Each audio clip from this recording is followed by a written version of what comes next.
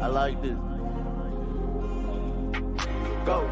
My nigga telling me to praise to Allah. With some cold-blooded killers standing right in front of y'all. Everybody got a pistol, neither one got a heart. Selling drugs, every fight, it was hard in the north. But I say, all well, all praise to my God. Left a stain in the street when we spin out the car.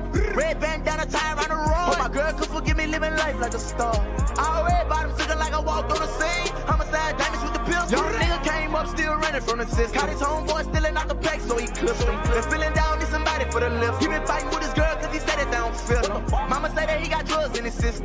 New image old me, so they miss him. How the fuck I supposed to act with my father in the prison? Tell another nigga listen back then, I ain't listen. Real player with some young niggas round me, crib. With some old heads out of jail, leave a nigga miss. Lot of money, but they still don't understand how I'm living. From the streets to the can, either way I'm living. I'ma rip a nigga up 1 second in a minute. Tell a nigga hit me up if he really got tension. My nigga telling me to praise to Allah. With some cold-blooded killers standing right in front of y'all. Everybody got a pistol, neither one got a heart. Selling drugs, every fight, it was hard in the north. But I say, all well, all praise to my God. Left a stain in the street when we spin out the car. Red bandana tie around the road. Hope my girl could forgive me living life like a star. What I say? Press the button and the door open up. Let my nigga out the whip. Ain't no shooting out the rave. Got the back and the front sold up. Tell me spin around the block right before you catch a play. Came home, started selling AA. Got some dog food on me with some act in the case. Got a K right in my home if you ran in my place. Put a bullet in his dome once it exit his face.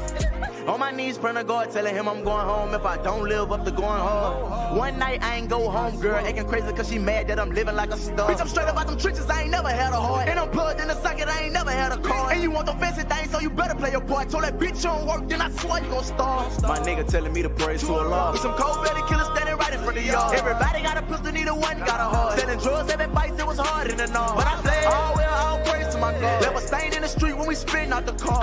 Red bandana tie around the road. Hope my girl could forgive me living life like a star. Like a star, yeah.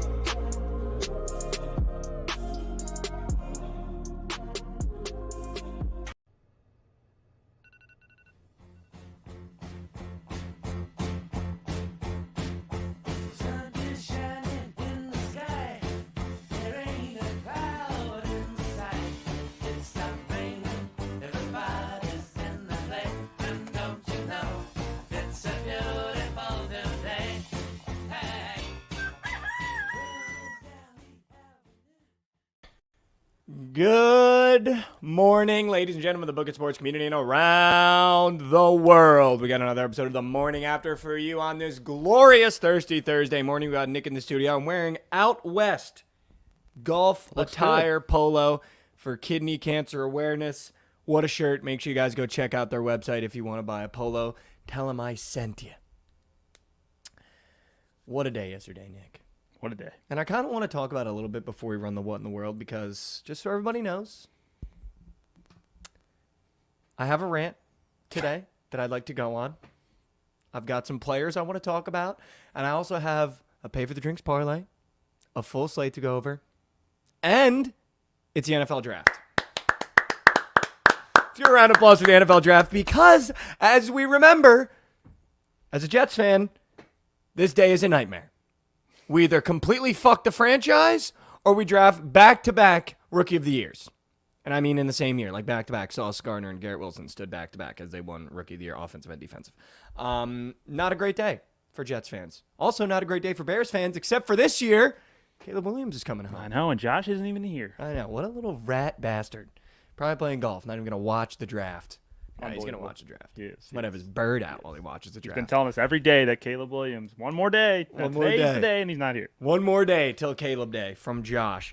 All right, Nick, let's run the graphic. We got the NFL draft. We got a full slate. Let's get to What in the World.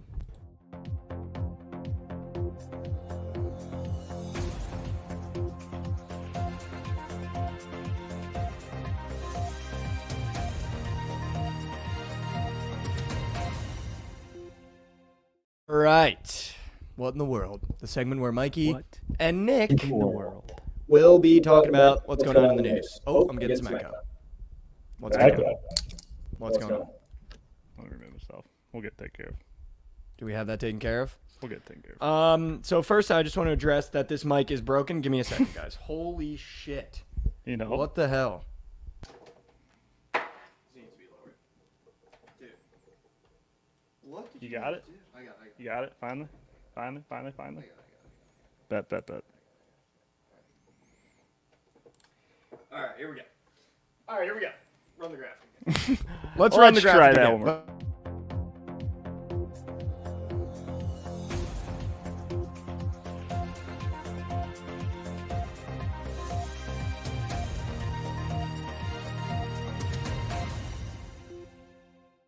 There you go. What in the world? The news segment where Mikey and now Nick will go over what happened in the news last night. I just want to talk about this really quickly. Is Antonio Brown kidding?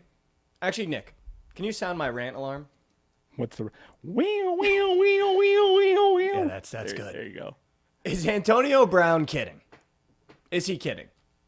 I know it happened a couple weeks ago, but I feel like I just needed to address it because, one, I had the females in my life send it to me, and by females, I mean my family members. I had a cousin that has 2 daughters send it to me, and I just feel like I want to talk about it for a second before we move on. Why do we think... First of all, I haven't seen a single person in the public, even when it happened, come out and attack Antonio Brown, which I think is absurd. But the other day, he tweeted something about Caitlin Clark that I think is just... Foul. Absolutely disgusting.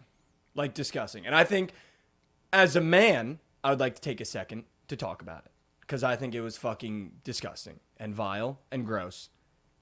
And something that shouldn't be allowed on the internet by any of us.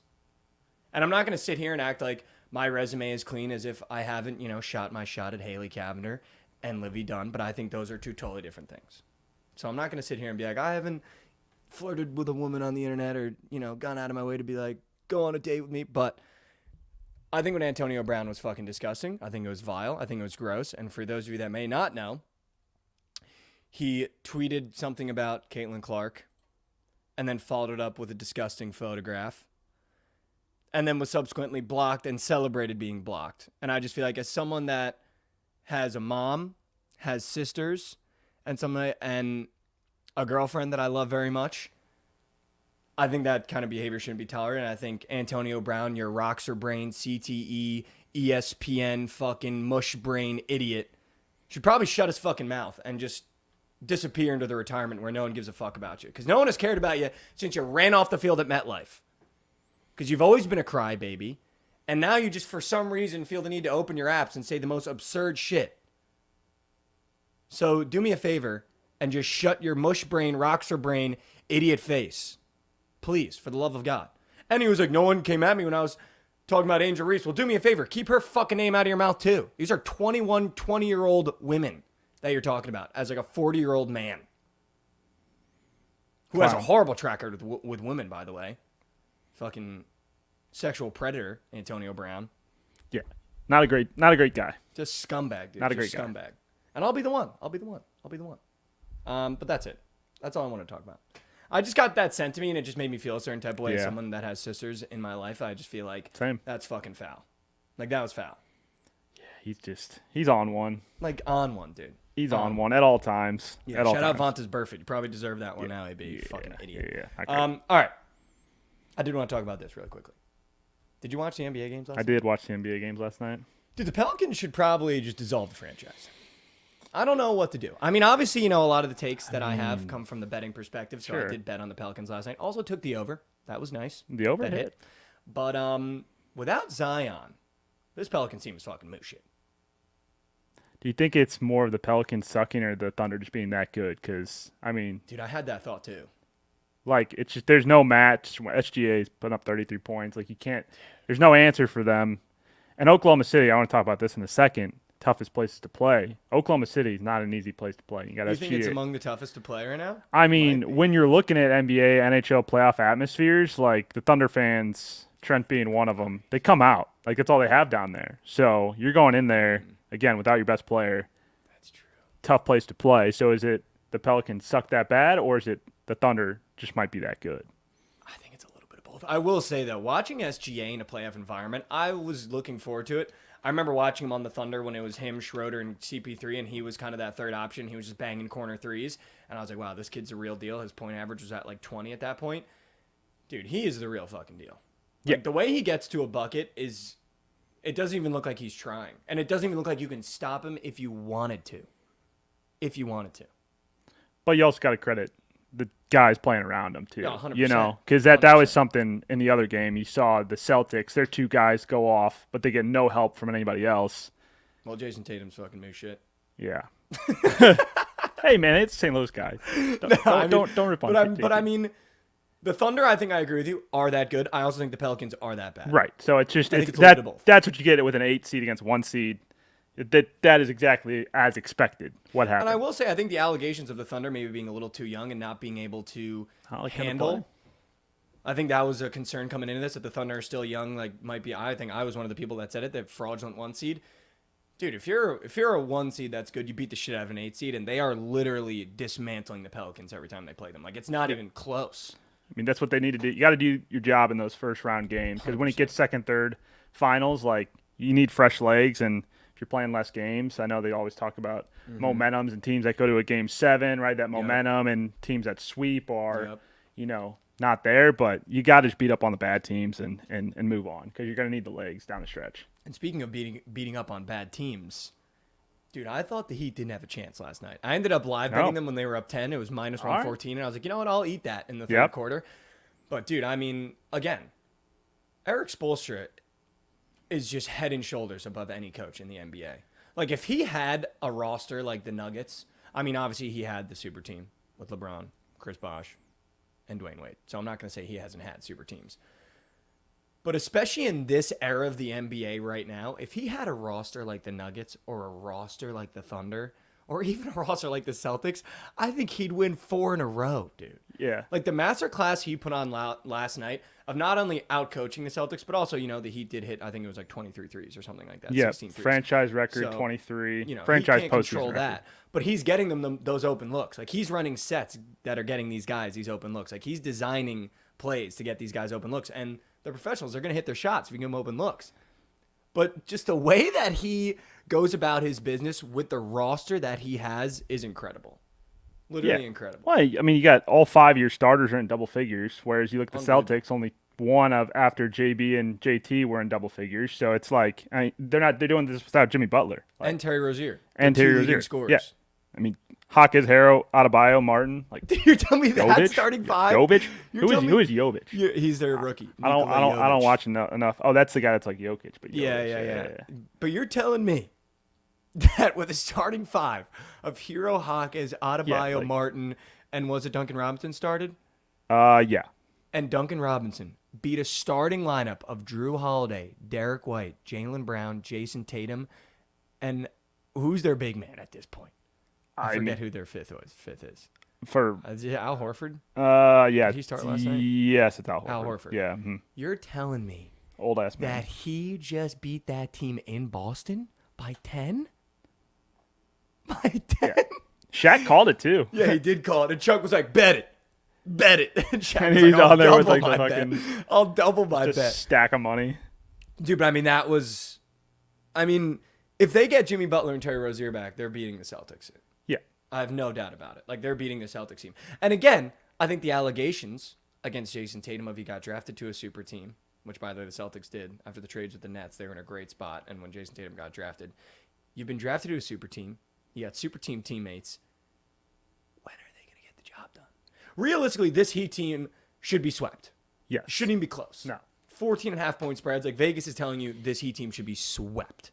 But like you said, that's what comes down to coaching. When you have all these superstars, you can have the most star talent you want. But if you don't have the coaching to get you there, I don't think that's something that is really looked at all the time on paper, especially when you're betting, when you're betting player props, when you're betting, these totals, these sides, like you're not looking at the coaching as much. And that's something that goes overlooked, especially in playoff times, and good coaches win. That's what it comes down to. Good coaches win, dude. And someone in chat, I just saw them say, the Dogfather said, hammer Celtics next game. I don't know if we should do that. I feel like now the problem with the Miami Heat. Yeah. The problem with the Miami Heat is once they get a nibble, it's over for you. Once they feel like they can beat you, it's over for you, dude. That's just it's a team that's been there before, not necessarily Yes, the players, dude. but the coach has been. They know how to win in those late game situations. And yeah, you can say it's one game, but it's still going into the Garden, and Yeah, dude. taken one. In a Like, year come where the on. Celtics only got Come better on. from last year. You want to talk about tough places to play? The Garden's a tough place to play. Garden's probably top 2, if not 1, dude. Those Celtics fans are fucking out of their You go mind. back down to Miami, and you're gonna get a Miami crowd that's gonna be ready for this. You know, I mean, anything can happen, right? The whiteout. They're gonna have the whiteouts going, the Love white the whiteout. T-shirts, I dude. love They're the gonna have the whiteout. Heat culture jerseys. Like, what I do don't you- know. And I see Boston sports work. I'm sure like Boston fans are pissed because they're like, okay, you probably caught us. You hit 23 threes, whatever it is. But again, the only dangerous thing is now you've let them get a little piece. You let them get Boston a little fans, all right. piece. they got the Bruins last night. Yeah, that was a big win. Which, by the way, the Leafs are a fucking moose shit org. Sorry, Chelly. Like a Toronto Maple moose Leafs again? Shit Really? org, dude. I was all over. Because he's been dropping Megamax's PODs. They've been hitting. I was all over. And Brad Marchand last night, 2 goals and assist. And did you watch that game at all? Yeah, The I mean, Maple it was- Leafs when he fucking see Brad Marchand. I was talking about this last night. Brad Marchand is one of those guys. You love him if he's on your team. You hate him. dude. Hate him. He's such a rat fuck little Hate him, shit, dude. Like, Hate him. He's a lot like, I feel like Jimmy Butler. They got the same energy where it's like Yeah. if he's on your team, you ride for him. Oh, but yeah. When you play him, you're like, dude, I fucking hate this guy. Hate him. and those guys are the guys that thrive. That's the guy you want in the Yeah, of playoffs. course, Like that's dude. what makes Oh it my fun. He God. trips up the guy that leads to a Bruins goal last night. Like that's just those are the moments that just like piss you off as an opponent, but like make the playoffs more fun. 100%. Kings plus 1.5 was cheddar. Also, like the Leafs. You can't score and then let up a goal 20 seconds later. No. Like, you can't. And I feel like they're literally goated at losing at home. Like, they love to be in their own barn and get smoked. Yeah, that's and again, Chelly and Trent both have been to Toronto. They've talked about the playoff atmosphere that comes with that. You would think that would give them an advantage. That's what I'm saying. You need the big players to show up in those what big I'm moments, saying. and they just don't. They never They do. don't. They never do. And I feel like they didn't have Nylander, so I understand. That's tough. Because Austin Matthews can't do it by himself. But, I mean, dude, you got to protect your home barn. You have to. You have Especially in the to, playoffs, dude. you go on the road. I mean, shit, look at the Stars last night, too. You drop 2 at home, and then now you got to go to Vegas down 2-0. Like, you want to talk about the Stars. Sorry, Lauren. Shit. Ass. Moose shit Said Stars. Vegas is the fakest 8 seed of all time. Fakest 18 of all time, but also, like, Stars. Come on. It's such a bad draw. 2 at home. It's such a bad draw for Dallas because VGK is one of those teams that they're an 8 seed, but come playoff time, VGK is a team that shows up Every time. every time. Look, listen, Lauren, we're not acting like Vegas isn't good, but I think you need to stop acting like the Stars are good. Because they suck. yeah. The Stars are moose shit. In a big spot, the Stars will let you down. That's 2-0 at your own cribbo. Yeah, you need At your own cribbo. you can't get into that situation and not have your big guys show up, you know. I don't think Robbo has ever showed up in a big spot, but he's on the fucking stadium walls. When's the last time you saw Robbo? I mean, one goal In a big obviously spot. one goal is not going to win it for you. No. In a playoff dude. game, No. and that's where you just need your big guys. Hey, somebody on the surgical stream who pitched Marchessault for Elliot Ranson. Shout out him. Pitched March a lot. March a lot. I That's don't how he know said it. how he said it. No, Yeah, that's how he March said a it. lot. He was like, March a lot. Yeah, Marchessault scored last night, and so he's 3-0 this week on surgical stream. I know, dude. Well, he DM'd me. He was like, dude, March a lot point was free. And I was like, dude, you're fucking damn right it was, dude. Chad's gonna I mean, feel no, that. yeah, VGK is the best 18 of all time. Yeah, that's Like, just best 18 of all time. But the Stars might be the worst seed of all time. yeah, deep. Dude, they're VGK is not just good. deep, and Also, Dallas is speaking just- of from experience, I've been to a Stars playoff game with Chelly. That environment, now what makes it's not you a hockey city. But what makes you say that compared to other environments you've been to? What's been the difference? So like, so you're a Jersey guy, right? So Devils fan. Dude, What's the difference? they just don't, like, it's not, it just feels like they don't care. Like, I was sitting in, like, the bleeds where the real fans Like they're just not sit. getting loud. Like Dude, they're not getting loud. They're like, there's no cheering. Like, they just kind of sit there and watch. Like, again, I think a lot of it is, oh, the Stars are playing. Do you want to go? Right. It's not like when the Diehards. Devils are in the playoffs, it's like, Yeah. yo, the Devils are in the playoffs. We got to go. I feel like for the Stars games, it's like, because Jersey. oh, dude, the Stars are playing tonight. It's a playoff game. We should go.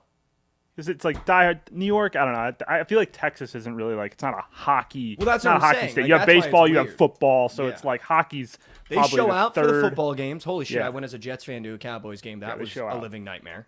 Rangers won the World Series. They show out for baseball. They show out for baseball 100%. They show out for the Mavericks. Mavericks, yeah. Hockey's just a tough sport to get behind when it's hot all year round. Yeah. It's just weird because I wonder if you had the Dallas Stars, good team, in a place like Minnesota or They'd go nuts. like insane. Dude, because the playoff game that Chelly and I went to, I think they were playing, it was last year in the first round. I forget who they were playing. They won the game we were at.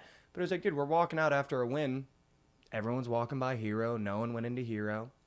Everyone's just getting in their parking lot to go home. Dude, when the Devils win a playoff game, you can't go to a bar within a mile of the stadium without it being packed. That's how St. Louis shoulder is, too. to shoulder. We went pregame to Hero, and we got a table 45 minutes before the game to sit at. Texas is just football first, football, 100%. baseball. Say St. Louis is hockey too, but like we have two teams there, so it's like three now, I guess, if you count MLS. But it's just not an environment that VGK is going into scared. some places are hockey The cultures. VGK game we went to midseason against the Wild when everyone was hurt, better environment than a Stars playoff game. True. Nuts. Tough. And now you're going 0-2 into VGK. VGK. Yeah, dude, you they're can't go to ready. Vegas 0-2, dude. The best postseason pregame experience you'll get. Without a doubt. Like that is The night is undefeated. you want to talk about a tough place to play. Fuck yeah, they might Vegas, sweep. dude. They might sweep.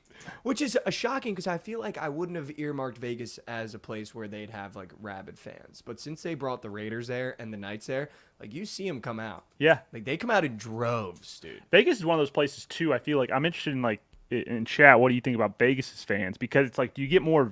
Like, are there really die-hard Vegas fans? There were like the Raiders fans, and then the Raiders moved to Vegas. You have VGK fans. Like, I feel like people go to the Vegas games for like a thing to do and for like entertainment more than they do like are you finding a die-hard Vegas fan that I like think you lives in are, dude. Vegas, I think you are. or is it more just the environment that you're in? I think you are because I think Dallas Stars is entertainment. That's just entertainment for them. It's Sure. not. It's not like a diehard. This is our franchise. It's entertainment. Oh, there's hockey on. Do you want to Yeah. go? Like the tickets are cheap. right. It's $450 for a lower bowl ticket to the Mavericks. I would love to know what a ticket for a Stars playoff game is. Because when Chelly and I went, I think it was like $50 to sit up top, Yeah, which is nuts. it's still expensive. It's still Dallas. Tickets are always gonna be expensive here. But my point being, I think when a new city gets a team like that, yeah, like Vegas, dude, they are rabid for it now. Yeah. Like the Raiders are their team now. Like you got rabid Raider fans for sure. Vegas, we went. There was it's diehard not the Vegas fans when we were Oakland there. fans. It's not the I know, but you're never Oakland gonna get those old Raider Yeah. fans. You're never gonna get those old Raider fans that wear the fucking spikes and the fucking, because it's a new culture, it's a new city. But I think you get diehards. Dude, Vegas has been waiting for sports. It's a sports Yeah. city. That's where they bet every day. So they love sports. Right. Like it's a hub of sports betting. Yeah, it is fun, So man. they love sports. Betting on a game in Vegas is that's a different beast. It is fun. It is You fun. can just go to the book after the game and is you fun. get your win. I mean, I respect Lauren in chat. She's getting fired on and she's trying to defend. Oh yeah, everything she's got, but defending. She's defending. Lauren, She we did a could- good job. Lauren, we could hang up the Stars, man. They're moose. Lauren, get it. Lauren's a hard one to win an argument again. She's gonna come prepared. So There's no argument when you're down 2-0 at home. yeah, there's no argument about losing two games at home. That's just shit. The Ugh. Blues wouldn't give up 2 games at home. Yeah, we'd split 1-1. Yeah, for sure. But split like 1-1. our team's shit. I can't even But the stadium talk. alone. Yeah, I can't even talk though. mean, We the haven't Devils been didn't good make the since fucking 20 playoffs. Yeah, if your team's Of course, immediately. How about them Devils? I'd rather not Yeah. make the playoffs than lose 2 at my own barn. If your team's not in the playoffs, you really can't talk shit. So, Chad, if you're talking shit and your team's not in the playoffs, you really don't have a leg to stand on because it's always like I'll tell you what. I got legs to stand on. We made the playoffs last year and beat the fucking Rangers. New Jersey beat New York. the Blues won a cup. We won a cup before the So did Stars. the Devils. The Devils won a cup too. Stars won a cup. But Here's what I wanted to say. Speaking of winning cups and fandoms, I don't know if you saw this, but I made myself onto Suns Twitter today. We made a clip. Well, we didn't make a clip. I was just talking about Devin Booker because I fucking hate him. Hot take. Ended up being a good clip. And I made it onto Suns Twitter, Suns TikTok. I'm taking shots left and right. I'm in the trench right now. Yeah, you are against just Suns fans. firing. But I think it's hysterical because they suck. Yeah. Like, there's so many comments that are like, all you Suns fans are mad, but you can't disprove what he's saying. And all I'm saying is, like, Devin Booker's not worth his salt in terms of, like, we have earmarked this kid, gave him a Nike shoe, and told the public that this kid should be in charge of a franchise. He shouldn't. He shouldn't. He should not be a building stone of a franchise. He's Klay Thompson. You need a Steph Curry for Devin Booker to play well. Yeah. And unfortunately, they got to wash Kevin Durant. If Kevin Durant was in his prime, oh my God, that dude would be unbeatable because D-Book would be the number 2. But you got to wash KD. Brad sucks now. Bradley Beal is just a cancer. I agree with Krabs. I think that's a great take from Krabs. Bradley Beal is a cancer. He doesn't win games. Bradley Beal. Love Bradley Beal. St. Louis guy, but he is the definition of washed up. Like literally, and the definition of can't win a big game. No. Can't win a big game. But my point being, I think it is hysterical that Luka Doncic, with a young Jalen Brunson, before he was a Jalen Brunson that is a possible MVP candidate, possible top 5 in the league on the Knicks, took the Super Suns to 7 and beat them in the playoffs by himself. Like, I think that is hysterical. I think that is hysterical. I have personal vendetta against D-Book because he chose LSU over Missouri, where his dad played, and we were recruiting the shit out of him. This is before Mizzou was good at basketball, but. And then he went to go ride Pine Dick at Kentucky. Yep. Which is also hysterical. Yep. We took a bench player and told us that he should be the center of the Suns. Give him the keys to a franchise. He was coming off the fucking bench. Unbelievable. On Kentucky. Yeah. Dude, and now he's supposed to be a superstar, but superstar though. But my point, and everyone was like, "Dude, are you gonna put him in the same conversation as SGA, yeah, Tatum? I saw the Jason Tatum like, takes. Yeah, Luka. The fact that we're even putting him in the same conversation as Luka. Luka wins big games with. You want to let's list Luka's teammates that he's had: Kyrie Irving, Boban, Marjanovic, Porzingis. Jalen Brunson. I'll give you. Porzingis barely played, immediately left, sucked dick. Who else we got? Reggie Bullock. Yeah, a lot of just role player guys. No role player guys. You want to talk about Devin Booker's teammates? Eric Bledsoe, DeAndre Ayton, Chris Paul, Kevin Durant, Bradley Beal. That's what the Suns were trying to build, a super team. Suns are trying to build a super team, and D-Book was supposed to be the young guy that rallied them all. Yeah, like, again, you're getting washed up Bradley Beal. You're getting semi-washed up Kevin Durant. Like, it's not these guys in their prime, so it didn't work out. And now he's got Kyrie, so I'll give him that. But I just think it's funny that I'm now, like, I am firmly, Tim Hardaway Jr., I am now firmly against the Suns. That's fair. Just taking my position. I don't hate taking my position against the Suns and Devin Booker. And I didn't think we'd be here. I had a Suns fan he duetted my TikTok. It was actually really funny. What big game has Luka won that Booker hasn't? He literally sent Booker home. So I don't even know if we can have a conversation about it. You know what I mean? Like, he sent Booker home. Chat's having a field day with this one. What are they saying? Yeah, I'm out. Mike doesn't watch the NBA. Cut him some slack. Bro said Eric Bledsoe. I'm crying. I'm on your side because Bledsoe coming down. But that's who he got drafted to. What game? Bledsoe was raw when he got drafted to the Suns. Chat's big comment is, what big game has Luka won that Booker hasn't? But that's what I'm saying. Luka beat Booker. With a worse team. By himself. True. Sent him home. Packed his bags. Back to Kendall. Luka's been to the finals, right? Question mark. Okay, he hasn't been to the finals. But here's my thing. And I'll end it here. Because we got to move on. We got We got crabs in queue. Devin Booker is fucking junk. The Suns are fucking junk. Hey, it's getting chat riled up. It's getting the TikTok riled up. People are you guys want people are commenting. You guys want a masterclass on digital. That's just smart. That's just smart social. You guys like the bitch, but let me give you a masterclass on digital and media of what's going on in our chat right now. The minute I start talking about Devin Booker, I would take Luka Doncic 100 times over 100 with Booker. Yeah, I don't think that's an argument. Who are you building your team? I don't think that's not even an argument. Who are you building your team around? Yeah, it's Luke, obviously. It's not to the general public. But you might take... Like, dude, give me D-Book. No. I think you can make an argument there, Luka, and take every player in the NBA. Luka's in that conversation about who do you want to start a franchise around. I would pick Luka over any young star. SGA is the only one that I think it's a conversation. The only one that it's a conversation. I don't watch NBA enough to have a take on that one, but I'm interested. Chat, who are you building your team around? Chad right now building their team around Jason Tatum and Devin Booker the way they're bitching. Maybe I'd pick LeBron. You'd pick a 39-year-old obviously LeBron. Luka and Edwards. That's a good one. Edwards is a great Jokic, one. Yeah, Jokic. I think if you take Jokic out, because Jokic is like the MVP. Wemby. Mikey's swinging the goalposts. I'm not. We're just having a conversation. Tatum. Gigi Jackson, I could see that. Shut up, Javon. Duncan Robinson. Building around Luka. Booker's definitely top 20. I don't think Booker's Anthony Edwards or Luka Doncic. Which one are you taking? Luka. Anthony Edwards is just getting there. That Luke has could been there be a since he got in the league, dude. Yeah, there's a lot. I mean, there's obviously a lot of good young players. It's Wemby. It's Wemby. It's Wemby. It probably is. Luka yeah, missed the play-in last year because the Mavericks blew up his team, got rid of Jalen Brunson, and brought him Kyrie Irving. And Kyrie Irving might be the hardest person to get along with. But look, they get along, and now they're in the playoffs. Luke Kennard. All right? Sure. All right? Do you think I can name 25 players better than Devin Booker? Oh. I mean, that'd be a test of your NBA knowledge right here. Chat's flaming you for not. SGA, Okay. Luka Doncic, Giannis, Dame, Steph Curry, LeBron James, Anthony Davis, Jokic. 7. I'm at 8. 8. Jokic. Anthony Edwards is better than him. Jason Tatum, better than Devin Booker. We're at 10 right now. Let me think. I got to go through the teams as well. Joel Embiid, Kawhi Leonard, Paul George. I was going to say James Harden, but I'm not going to say James Harden. Jalen Brunson, better than him. What am I at, 14 now? 15? You're keeping count. Let's say you got 10 more.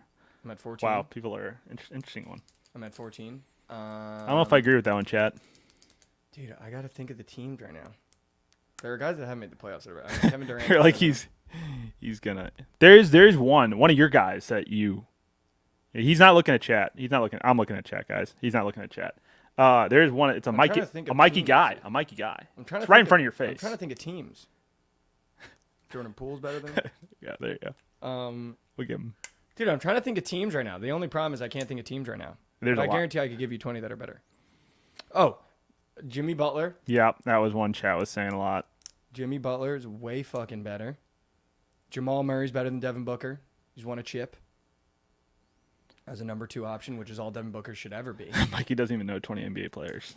Dude, I do. But I'm trying to think genuinely of people. He said Poole. He said Poole. Dude, I gotta just think of the teams right now. Who are some teams that didn't make the playoffs? Who are some teams to make playoffs? I also just don't watch. Sacramento. Oh, De'Aaron Fox better than Devin Booker. I'd take De'Aaron Fox over Devin Booker right now. Yeah. I mean, you could probably name Trae Young. No. I think Devin Booker's better than Trae Young. Because, again, Trae Young, another guy, hasn't done shit. Hasn't done shit. Should we get Krabs up here to see what he thinks? Yeah, get Krabs up here. Sure. You know, Mikey, I wouldn't give up on this argument. I feel like if Luka didn't just, go off. Oh, Luka? I didn't even say I Luka. didn't even say Luka, yeah. Well, there you go. But if Kyrie he didn't just Irving? go off and Didn't say Luka or Kyrie. Sure, Kyrie's Maxey, back. Tyrese Maxey's fucking better than Devin Booker right now.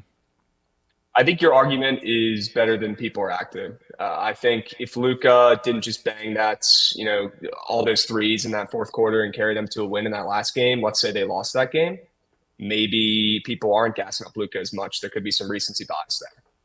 But I personally think Luka is a top 5 player in the league, and I would take him to start my team 100%. I agree. I'm not even going to lie. I think I could easily name 25 players better than Luka if I could prepare. You guys are asking me on the spot to list 25 guys better than Devin Booker right now. I think I could for sure do it if you gave me some. That is a tough task. I don't think it's that tough, dude. I really don't. I don't think it's that tough. I don't. But I could do it. All right. Should we serve some slate crabs? Sure. Let's run it. Let's serve some slate. Can we run the graphic?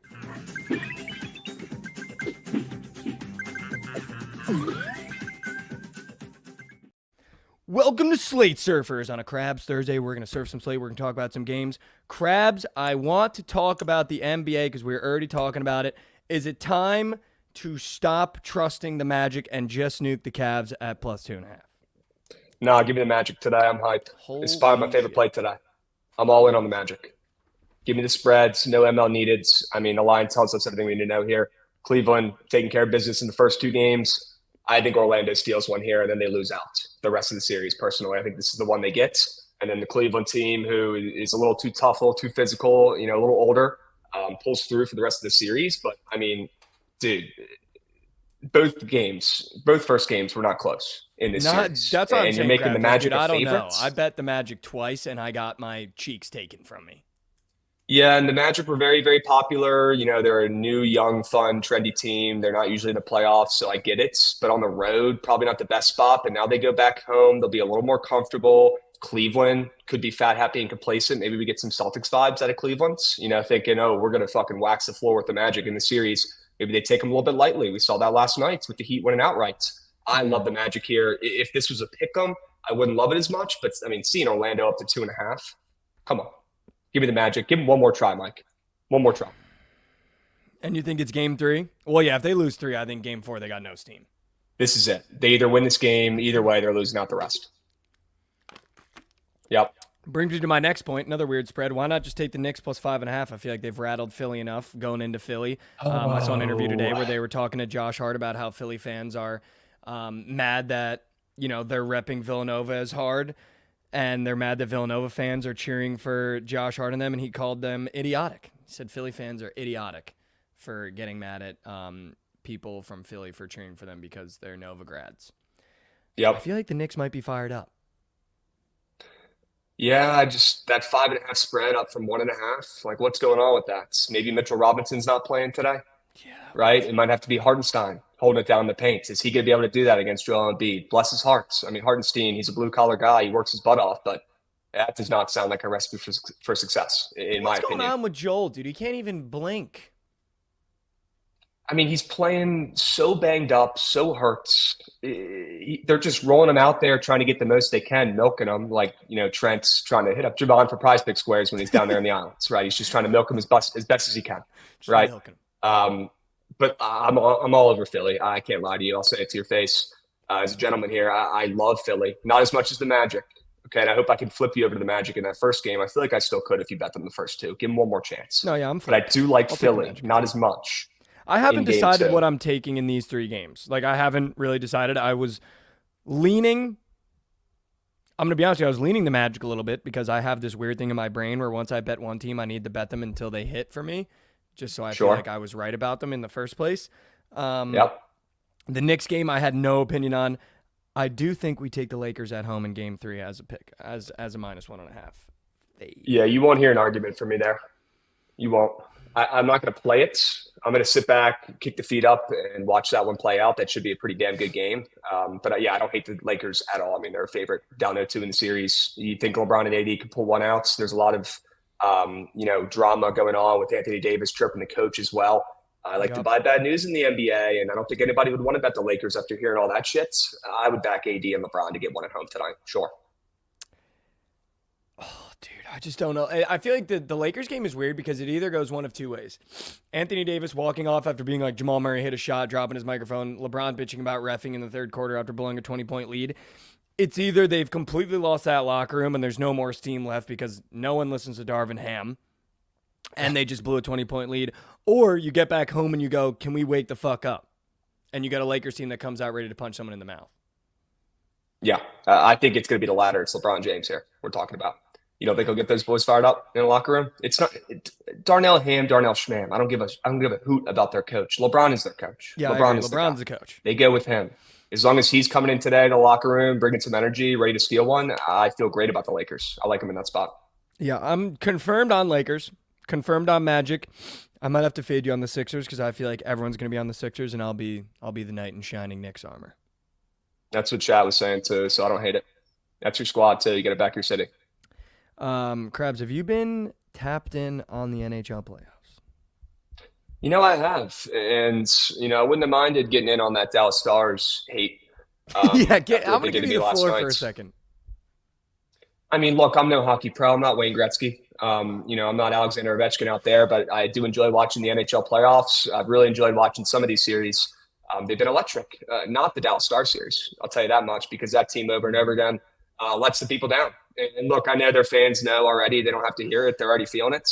But if you just watch them play, they look like a minor league team out there. Their sticks aren't even on the ground. The pucks are going under the sticks. They're not making any sort of passes or have any sort of chemistry. They barely even have the puck on their offensive zone. Besides the first 5 minutes of that game when it was competitive, Vegas dominated for the last 55 minutes, Mike. It was like they were playing in Vegas. They were comfortable. Like literally. Dallas was playing so nervous, so tight butthole. They had zero chance of winning that game. Zip. Zero. Right from the start. I can't believe I lost coins on that team. They stink.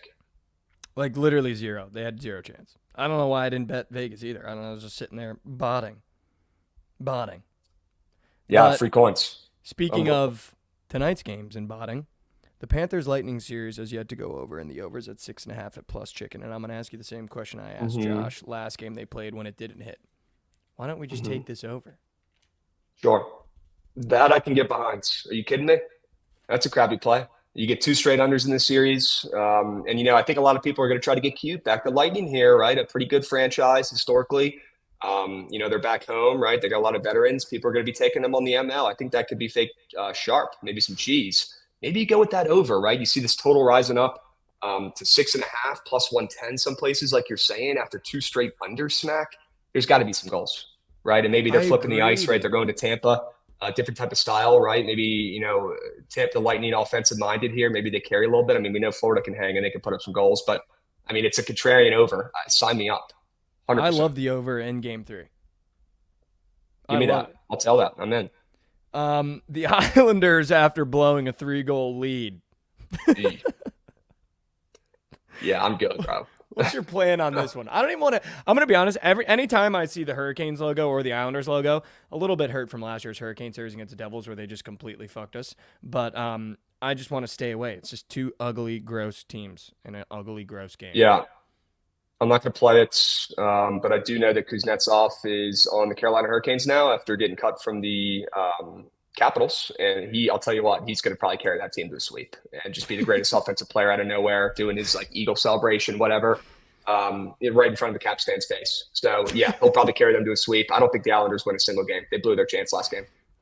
All right, Krabs. I do want to move to the diamond really quickly because I have a question for you. There's some murmurs that you may have purchased a certain jersey, and there are murmurs that the person of the jersey you purchased could go absolutely ding-dong today against the Athletics. I mean, even just me buying the jersey yesterday, he hit a nuke and got a hit. Like, he's back already. And the jersey hasn't even arrived. It's still on the plane on the way here in routes. Now, yes, the rumors are true, Mike. I did next day ship an Aaron Judge pinstripe jersey with his name on the back. Actually, not even to my house in Virginia, but to my, family's home in Maryland where I'm watching my dog. It'll be here tomorrow. I'll be rocking it on the show, getting it over with, and I'll be getting that jersey out of my possession, giving it away to somebody, or maybe using it as a cum rack. I don't know.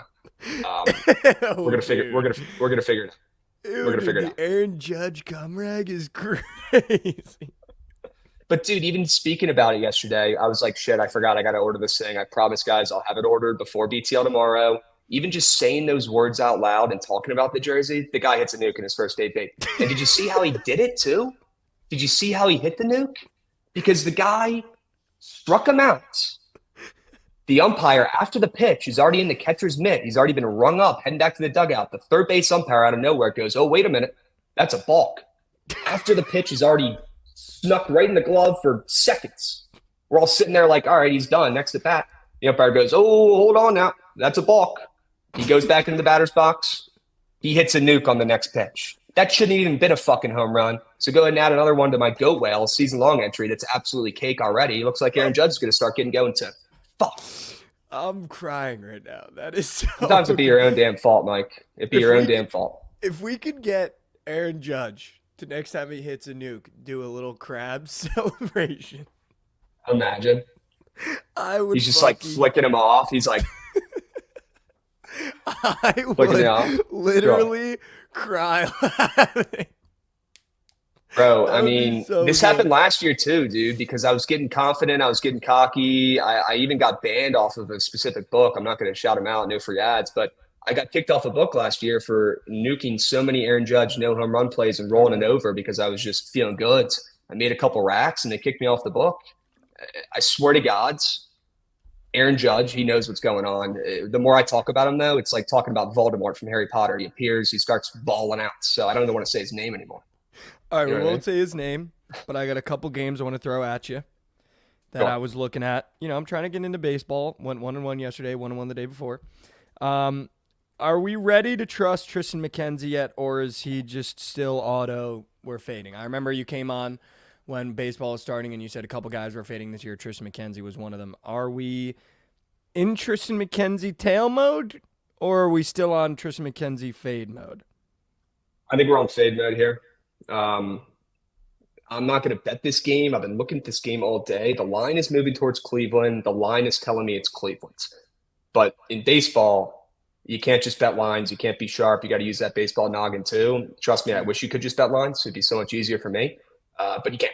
So Tristan McKenzie, a big name guy, young guy, cool swaggy. He's had great potential, right? He can pitch unbelievable, but very inconsistent. Even with that line move, dude, I like Boston. And the fact that Boston opened up a pick 'em in this game with Chase Anderson on the bump, it tells me everything I need to know against the Guardians, who have the best record in baseball. So I honestly kind of lean the Red Sox, but that line moving keeps me off that game.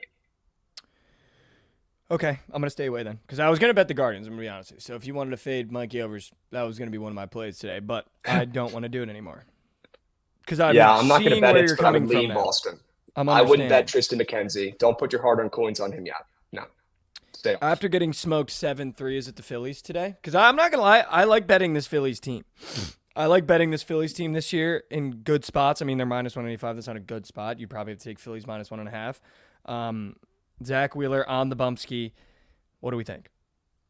I do like the Phillies today, and it sucks that they're already up to minus 180 just on the ML, because I do think that's a good wager and it turns green. Now, not a terrible time to take the minus 1.5. Here's the deal with the spreads in MLB, okay? I never lay spreads, with favorites in MLB for the home teams, because a lot of times, that home team will be up by 1. They won't even bat in the bottom of the 9th. You're missing out on an AB, and, the team ends up winning by 1, and you're absolutely in piss. But a team on the roads, I don't mind laying the 1.5 with as a favorite, because they're getting those 9 ABs no matter what. Okay. The Phillies in this spot, this is a perfect example, to be honest with you. Zach Wheeler, I think, absolutely shoves today and gets the Phillies a win.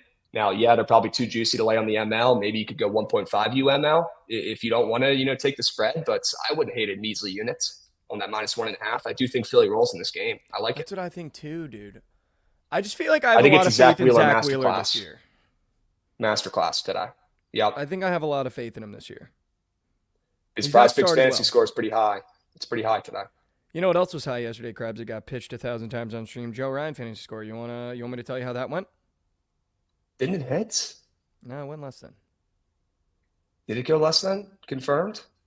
Yeah, I had it in entries that would have cashed if it went more than. I think it hit. Can you double check? Because he got a late quality start at the buzzer that might have been factored in. Oh my God, he did! Holy shit! Holy shit, dude! When I looked, Krabs, he had 33. I know, and Trent was bitching in the playback all night. Oh, I heard on BTL 30 minutes today talking about the under, talking about Joe Ryan. Well, the under. Oh my God, it hit, dude! He had 33 when I checked. We hit another entry on the surge. Holy shit! There we go, 2 in a row. Krabs, I laid head on pillow thinking that did not hit. That's what I'm talking about, Mike. Look, that could be the difference today. Maybe that's the exact little kick in the right direction that you need as we push towards the weekend. God. That could change everything. Holy shit. I'm sorry, that quality starts. I looked at 8:40 because the game was at 6:30. I looked at 8:40 and it said 33, and I chalked it, and I didn't even open the app till this morning. Yep. That is an elite feeling right there, chat. 100%. Krabs, that felt good. Yeah. Krabs, that felt good. Go Ryan. Don't sleep. He did his job. Someone came on Surge yesterday and said something that I wanted to talk about a little bit with you. And then we'll get out of here because I just realized we're running into BTL by a lot. You're good, bro. You're good. Someone came on stream yesterday and they said, I'm going to take the Astros against the Cubs and I'm going to keep clicking the Astros until it turns green. They lost again yesterday. Verlander on the bump. Are the Astros washed and done, dude? Like I got a question. Are the Astros washed and done? So yes, right now, do not bet them. Keep them off to the sides. Odds makers are still going to give them respect, and they're going to continue to lose. Here's the deal: I've seen this movie before. I've lost units on teams and spots like this before. When I lost 40 units in MLB 2 years ago, my worst season ever in betting history. Okay, W transparency. I was taking bets like Houston ML over and over again, rolling it over until they finally pulled through and won in shark spots. Betting baseball like that doesn't work. And honestly, that's kind of an advantage a little bit for for you, Mike, and just for everyone in general who can, at least follow the sport minimally, you can use a little bit of that baseball brain, and it doesn't have to be just strictly line movement bets, and betting nasty spreads like the NFL, right? NFL, me personally, I think if you bet the weird lines the whole time, you're having a profitable season. You're going about your day. MLB, Krebs, you are having a profitable season in the NFL if you bet the sharp lines, because I bet the square lines every single year, and I lose my cheeks. It's just the one sport. If you just bet the lines, you're in business. I don't know why, but it is what it is. MLB, opposite. It's 50-50. It's baseball brain. You got to take stuff that makes sense, even, ride some hot hands at times. The other half is, getting sharp and cute. But Houston, keep them off to the side. They stink. Their roster stinks too. They're old. They have some goats offensively, but besides Altuve, nobody's actually hitting the ball right now. Until they start to get going and turn it around, keep them off to the side. Don't bet them. Don't fade them. The last game I want to talk about, and then we'll get you out of here and we'll get to BTL. Sure. This Mariners-Rangers over is looking at me so funny because I used to be a Luis Castillo meat glaze rider. He might be junk this year. I feel like 8.5 is a great number to get this over. I mean, look, man. This total is ridiculous. You got Heaney on the bump. Heaney is not having a great start to the year, but he needs a season bet. Dude. He needs a season bet, though. He's been there before, and Seattle's offense, they're not setting any records, okay? Luis Castillo, we know he's better than how he's been pitching. But you're looking at this ERA, you're looking at these two pitchers, you're seeing every under on earth cash in the MLB across the league. You're starting to see the totals finally start to drop a little bit and get lower as they should because, like that tweet you sent me, there's something going on with the baseballs, and the runs are just not being produced at the rate they were last year, okay? Dude, I agree. But this total, up at 9 from 8.5, it interests me. I do like that over. I do think we get runs. Will I be betting it? Probably not, because I really just don't want any overs in my slips until we start to see the weather warm up or start to see some sort of offense rejuvenate. But I definitely strongly lean that way, and I'm starting to want to take it myself. I like that over. I think that's a good bet. I love that over. Like, I'm putting units on that over. That's making my Thursday platter. It might make my parlay. That was one of the legs that I'm considering. Javon's into word. Okay. Krabs, before I let you go, what the fuck is good with the Blue Jays, man? Took them yesterday. The parlay would have cashed if they just came through. What the fuck is good with them? I'm taking them one more time today. No, dude. Got Burns. One more. Against your trophy Royals? I didn't hear no bell. I got one more in me. Yep. They lost 3-2 in both first games of the series. They are rolling out Jose Barrios out there against Reagans, everyone's darling. But if you look at how Reagans has pitched this year, he's low-key been throwing meat.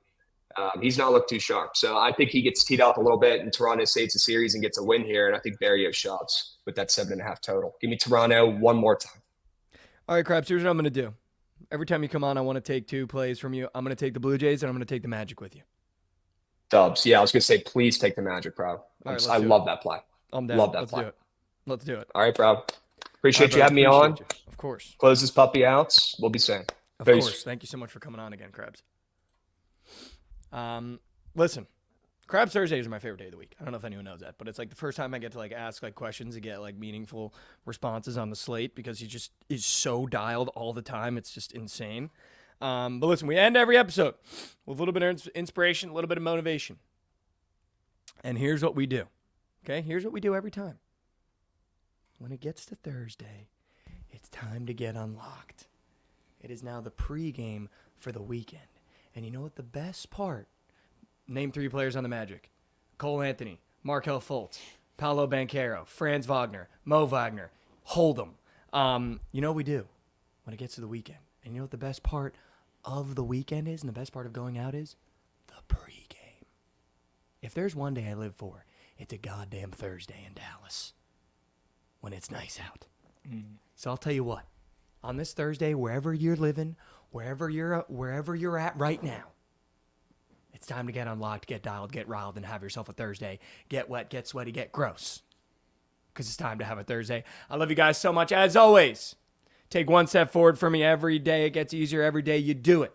I'm not asking you to sprint. I'm not asking you to jog. I know how hard life can be. I know how hard the work can be. I know how hard relationships can be. Just take one step forward for me. It gets easier every day you do it. I'll be there holding your arm as you take the step forward. I promise you. You can lean on me. Good morning, good afternoon, and good night. You stay right there. because BTL is coming up next. And I want to say this before I go. Liverpool, you're fucking dead to me. The way those players sent Klopp out against Everton in the last Merseyside derby he's ever going to see should be fucking illegal. Mo Salah should be in fucking jail. Curtis Jones should be sold tomorrow. And the whole roster should be doing wind sprints for the rest of their lives for sending Klopp off like that. Stay right there. We got BTL coming up next. I love you guys so much. Stay here. Closing time. One last call for alcohol, so finish your whiskey or beer.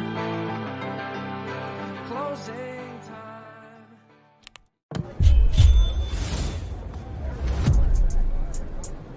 You think Atlanta's point guard is good for 20 tonight? No question. You hear he got name dropped on that new song?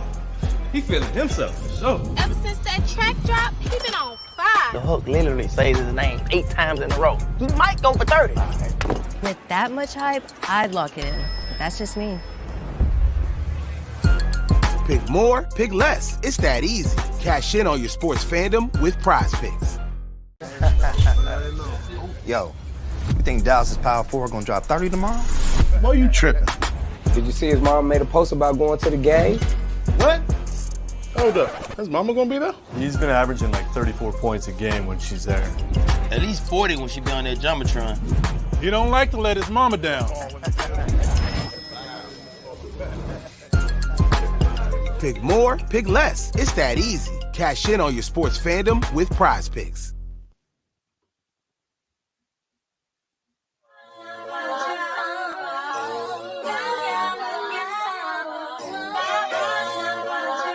Yeah. Yeah. Draft day. Johnny Manziel. 5 years later, how am I the man still? Draft day. A. Wiggins. Fuck that other side, bitch, we stay winning. Oh, man, you know I had to do it for you. You know I had to do it for you. Yeah. Suits and ties yelling out, pay the guys, man, I had to do it for you. You know I had to do it for you. You know I had to do it for you. Oh, man. Oh, man. Oh, man, you know I had to. Sometimes I laugh with God about how you can't stop me. I'm his darkest angel probably, but he still got me. Yeah, I'm getting mine, but still I bet alive. The shit I set aside to make sure that my people getting by. Brunch with something. Sure he can. You're telling me I have never won a bet on Anthony Davis the entire fucking year. Yep.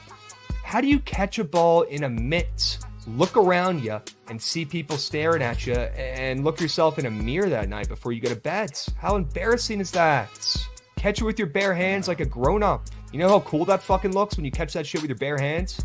Well, let's hope those fucking Blue Jays are chirping nice and loud, Trev, because we've got them for the Squad Ride ML tonight. Wow. Toronto, on the ML, lock it in, chat, responsibly tail every single day for a unit, and you go about your day. Yeah, I'm in. Mama's homemade meatball. That was meat. That was literally beef. 2 words, meat. That's what that is. Holy smokes. That ball was destroyed. Pablo Lopez, he might not be that guy, pal. He might not be.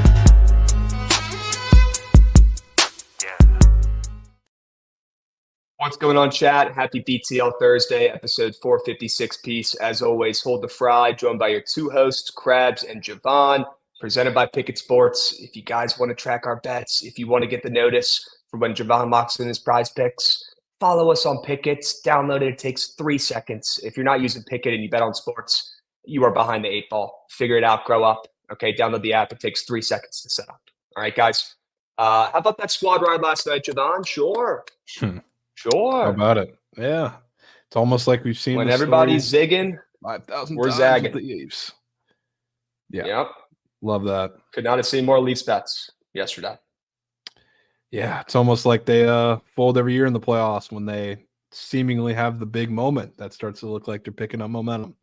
All comes crashing down, of course. Wade Taylor says I sound like turds on Mikey's show in here too. Bro, I'm doing the best I can, man. I'm not at home with the setup. All right, I'm watching the dog over day. You guys are going to have to deal with it, okay? Dude, I mean, I knew that play was great as soon as I opened up, Twitter and saw 7 million Toronto MLs. No way they lose this game. They're the team of destiny this year, blah, blah, blah. The Bruins must be the most slept on team in the playoffs this year. This is the least talked about Bruins team I've seen in the last couple of years. I know I'm not the biggest hockey guy, but I feel like the Bruins every year are stacked. Everyone's talking about them this year, silent as church mice about the Boston Bruins. And you see guys like Marchand activating, stepping up, absolutely balling, carrying the team. Swayman, their young goalie, performing great. I mean, keeping him in the game. I'm very impressed by the Bruins, and I think they deserve a little more respect here. And maybe that's why they're coming through and balling, because they have no pressure or expectations. Yeah, feels like the least respected Bruins team in a while. So makes sense. Shout out the Leafs 0 for 5 on the power play too. Truly, that was good. That's impressive. That's literally impressive. Holy smokes. Another shit sharp report from me, man. I just cannot get on the right side of green here. Luis Garcia, a tickle. I mean, he had an early base hit, didn't do anything else. The under in Chicago, Minnesota, that was just a moose shit bet, is what that was. That was a moose shit bet. A terrible wager. Miami, a great play. They won outright. If only somebody came on here and said that was going to happen yesterday. Oh, wait, we bet that. Washington plus 1.5, that was a moose shit bet.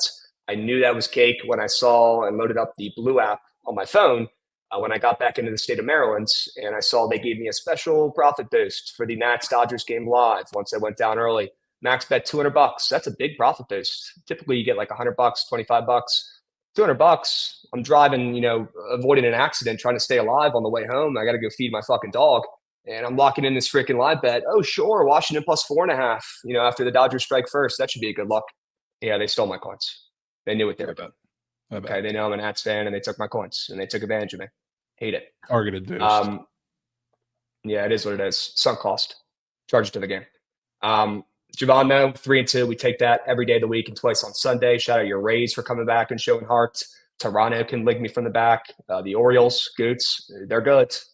They came through. Santan did not. But don't even get me started on that. Jordan Westberg is a terrorist. Bro, come on, Javon. A terrorist, bro. Don't even get me started on that. We got Santander gets on the first 4 times, and you only see second base once out of those 4 times because Westberg and Mullins combined in those 4 ABs directly after Santander left 11 guys on base. Y'all just stay bitching. They won though, so I can't be too mad, even though they tried to make it sweaty. I come on here every day and I say you're rich if you bet the Orioles. So just chat, listen to me. It's that easy. Well, you don't have your system play all reliable today, Goots. You have to go somewhere else. Sometimes you need to take a little day off. Sure. Yeah. Sure. How many times did Santander get on base? First 4 times. He got a single, hit by a pitch, and walked twice. And he only got to second base 1 time out of those 4. Westberg is terrible. Cedric Mullins also terrible. Take that back about Mullins. Come on. I'm watching. I'm watching the game, cheering, and next thing I know, I look at my phone. It's like Jordan Westberg is an ISIS member. I'm like, these are the tweets that are going out on O's Twitter. No, this is Javon texting me. I did text him that sneakily. But yeah, we're going to go ahead and move on from that. Excuse me. And we're going to talk about Clark Schmidt coming through, going less than his strikeouts. Love that.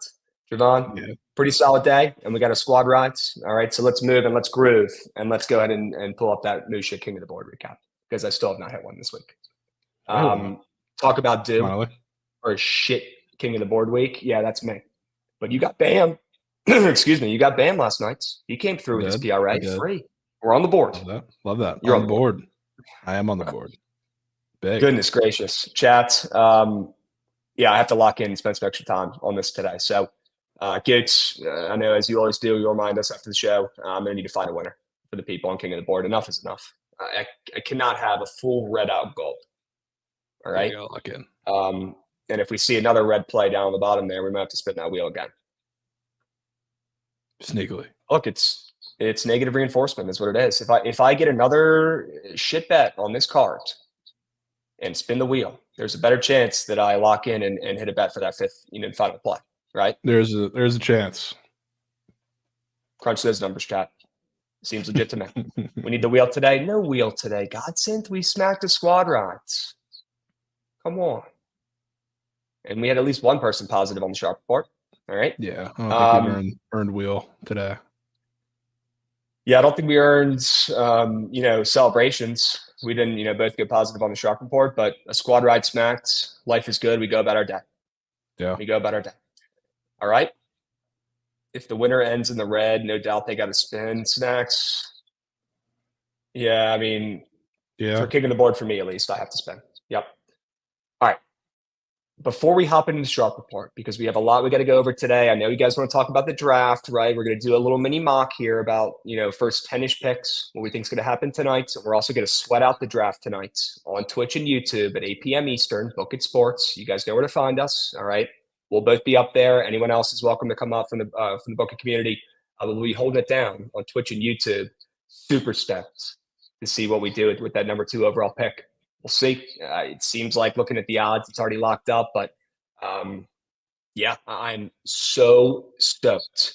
Not only for that number 2 overall pick, but a lot of rumors of the Commanders maybe trading back in and grabbing a lineman late in that first round. And I would have zero qualms with that. Zero qualms. And I want Javon's thoughts as well, the day of the first round here. See if you have any new developments floating up.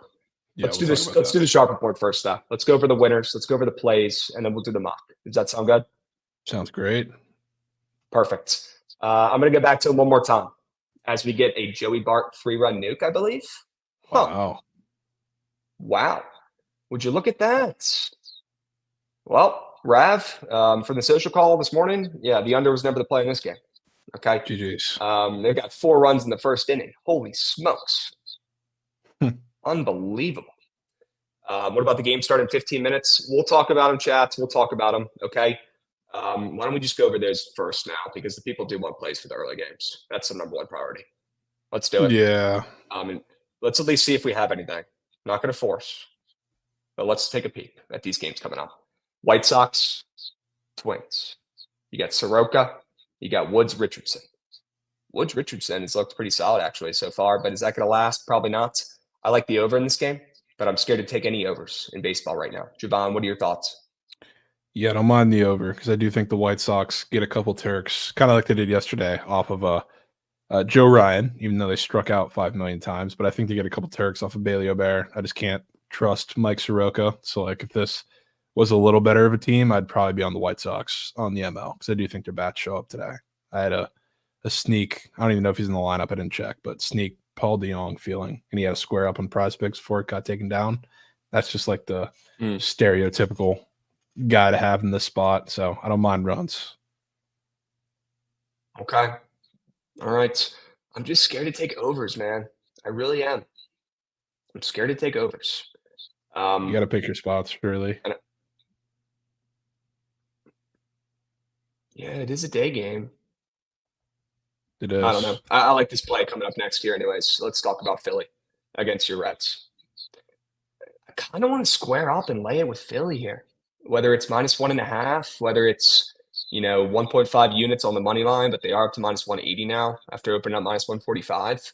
I kind of want to lay it with Wheeler here. I think he deals and gets a win against your red hot Reds, Jordan. What do you think?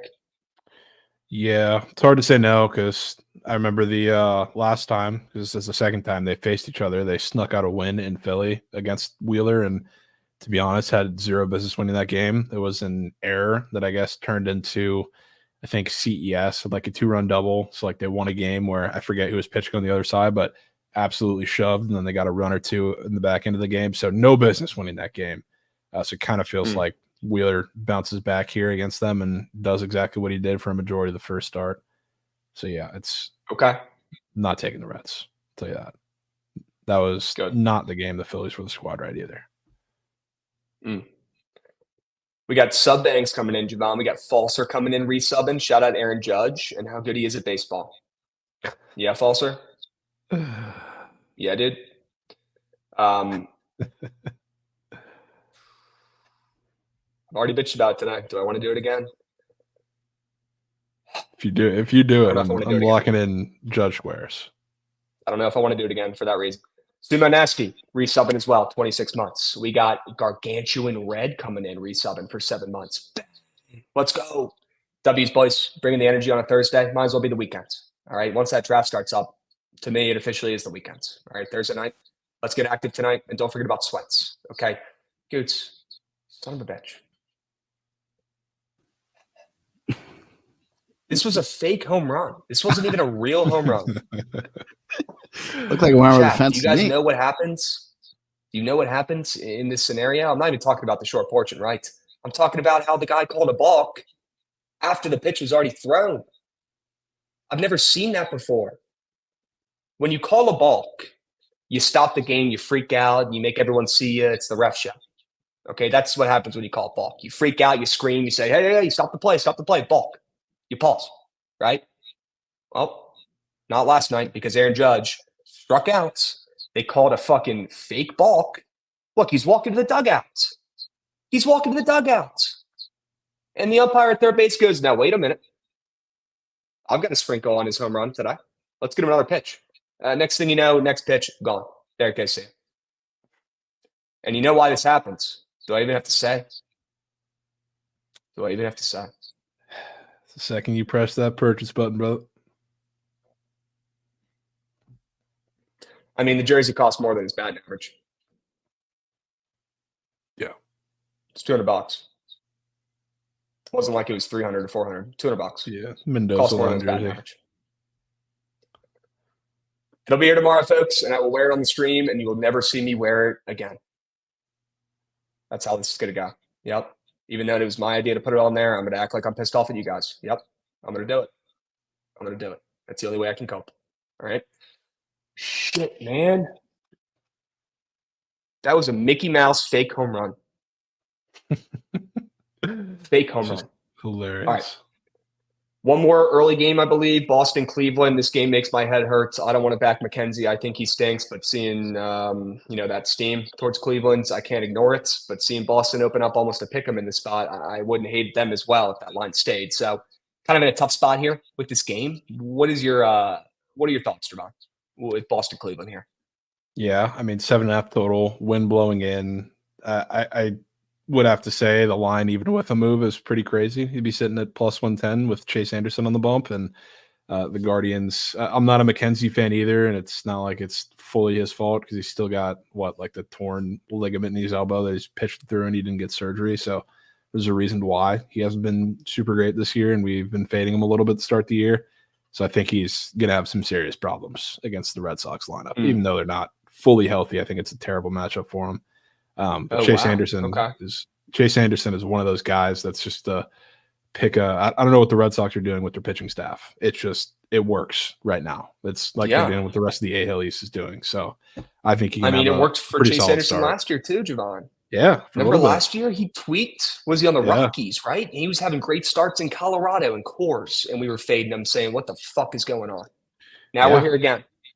Why not back him again? Because we know how baseball betting works. You got to use that baseball brain. You got to lean into players like that just don't care what's sharp or what's not, right? It's 50-50. I like Boston. You're talking me into it more, man. Yeah, and I mean, it all depends on if Tristan McKenzie shows up, because I think there's a pretty solid floor and ceiling for Chase Anderson. Feels like you're going to get like a good maybe 4 innings out of him, and then they'll go to the bullpen that's been really good. It's just McKenzie's been bad. If he cannot command the strike zone, it's game over against the Red Sox. Yeah, like what's going to change today? It's hard to think. Anything does. He needs to go on the IL. Like he needs to go get surgery probably. Give it a month tops. He's going to be on the IL. Okay. I'm not rooting for him to go on the IL, guys. Obviously he not. Needs to go. He literally is pitching through a torn ligament in his elbow, and they know that. Yeah, I feel bad for him. Also, I need to recognize my guy Akabov in here because he just said something smart and intelligent as a Yankees fan, and he deserves props because you don't see that every day. Can we give it up for my guy Akabov here? He just said something smart as a Yankees fan. Nah, that was a Mickey Mouse home run, and I am a Yankees fan. Never seen that in my life. Good for you. Good for you. That's what I'm talking about. All right. I kind of want to lock in the Phillies too, Javon. I'm not gonna lie to you. I don't know how we do it. Is it laying the spread? The run line here? They are away. They're on the road. I mean, I think if they win this game, it's probably a little bit of like what the first game was, where they just shut out the Reds pretty much and win by a couple runs. It's a little too much for me to buy, because you are buying. I think Bryce is back in the lineup today too, right? Which is probably a reason for the steam a little bit. 100%. Martinez stinks. Wheeler's good. I mean, yeah, it's definitely kind of a square play on the board, but still kind of want Martinez is pretty good. I like Nick Martinez. Under spots? I don't know if I want to go back to the under, although we did get an over yesterday and a push in the first game or the game before that. Nick Martinez will pitch 4 or 5 good innings and then give up 6 runs. This is his specialty. They might not leave him out there long enough, though, Gates. That's the problem. Yeah, he usually pitches like 4 to 5 innings. That's what he did in San Diego. Yeah, he can go as long as they need him to go now. The Reds they stretched him out initially, then they moved him to the bullpen because they had guys coming back, and now they have a little injury problem. So he's back in the rotation for the foreseeable future. Okay. All right. Well, Javon, if you had to lock in a play for this early slate, start up in 10 minutes, what are you taking between the Twins, Reds, and Guardians games? Probably take the Red Sox, but I am totally good with getting involved. I'm out. Okay. Out on everything. Wow. I want to see what people are betting Philly. Yeah, I mean, they are. And the splits are a little sharp on the spread, but definitely public. Same with the ML, obviously. Boston, public, and getting some pretty sharp splits as well. Not loving it. Not loving it. Chad, what do we think? What are we liking for these early games? Is it the Sox? Is it the Phillies? I know you guys want a day sweat. I'm trying to get involved too. I know you can tell. All right. Do we want to lay it with Philly on the road to avoid, multiple losses to the Reds here in the series? Or do we want to back Boston against McKenzie here?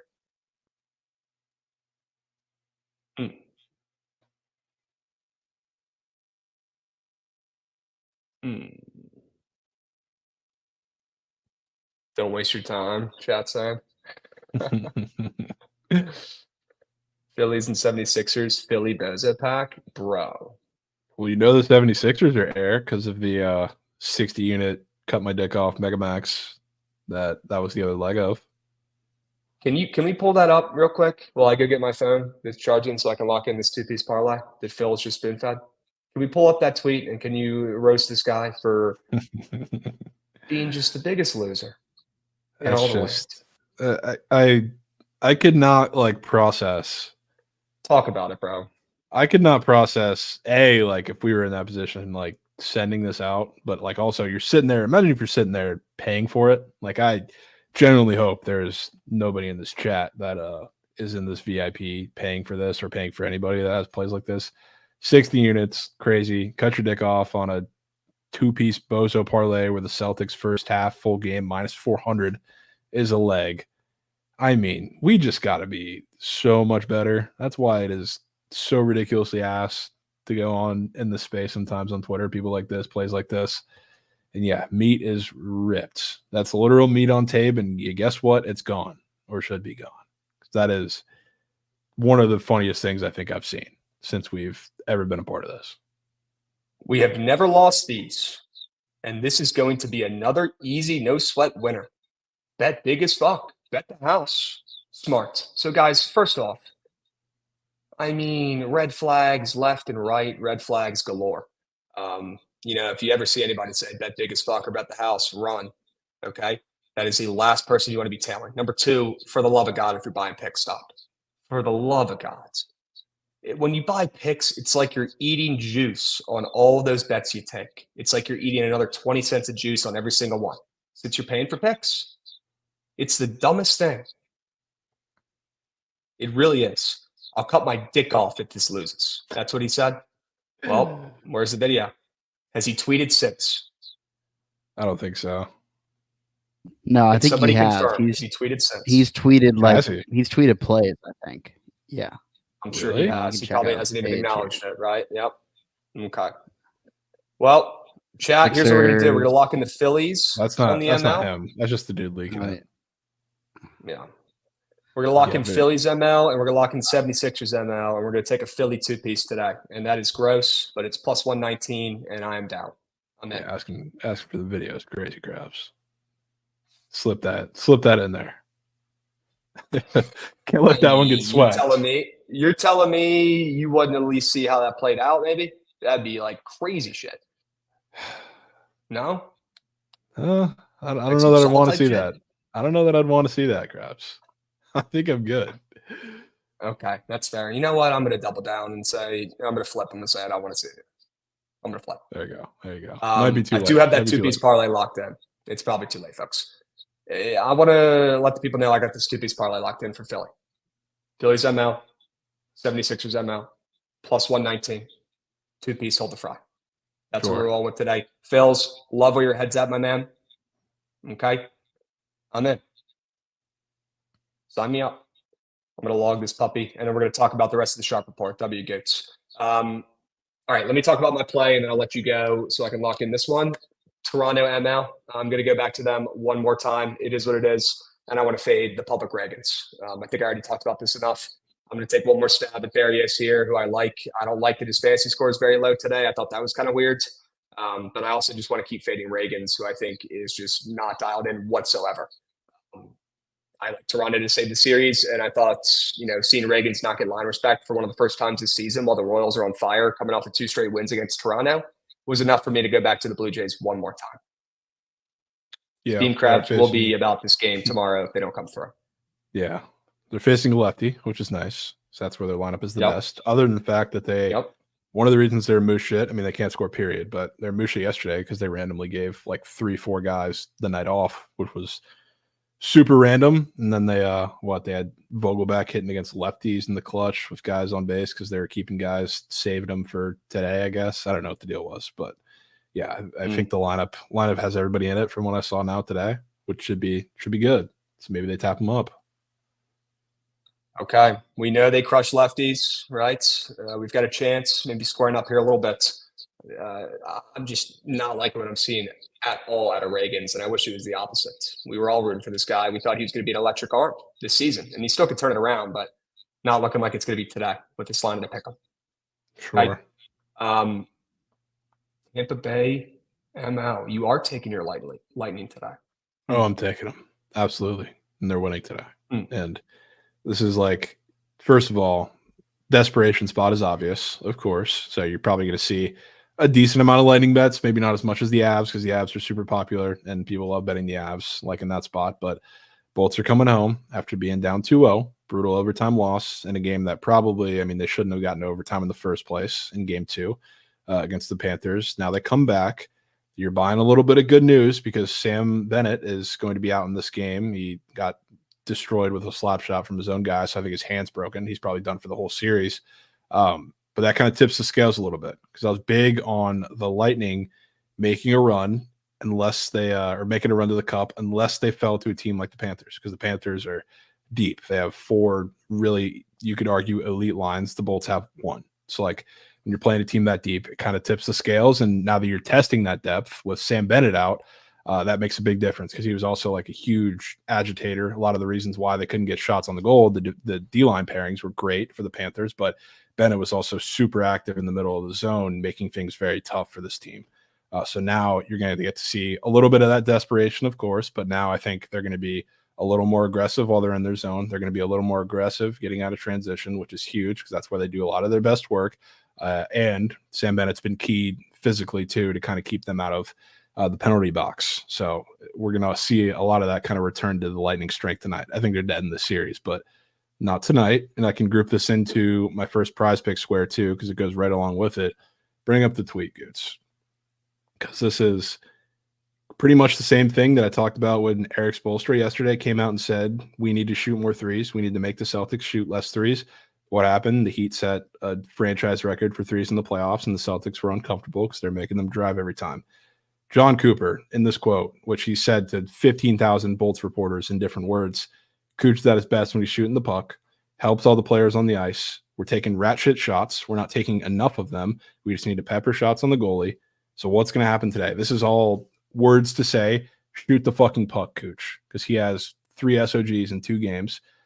which this is the same exact thing that happened when they faced the Avs in the Stanley Cup.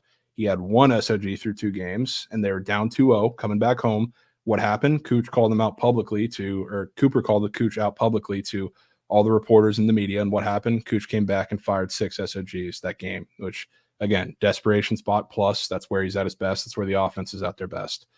So now he's going to come back and rip puck. They need to get shots on Bobrovsky. This is 2 games in a row where they have done nothing in the first period. They've had 2 shots, and you look up and there's 4 minutes left in the first period. Back-to-back games, they've done that. That's not happening when they come back home tonight. He's going to rip. The defensemen are going to rip too. You want to take Bobrovsky over his saves and stack that with all of them. It's all going to happen tonight. The Lightning are winning this game. Cooch is going to go over his SOGs probably very early, and he's going to be aggressive, and it's going to be a great day in Tampa Bay. Okay. Unbelievable sell job. Need it. Lightning. So if your boys come through, man, the line definitely caught my eye in this game, obviously, down 0-2 in the series to Florida, who's looked really solid.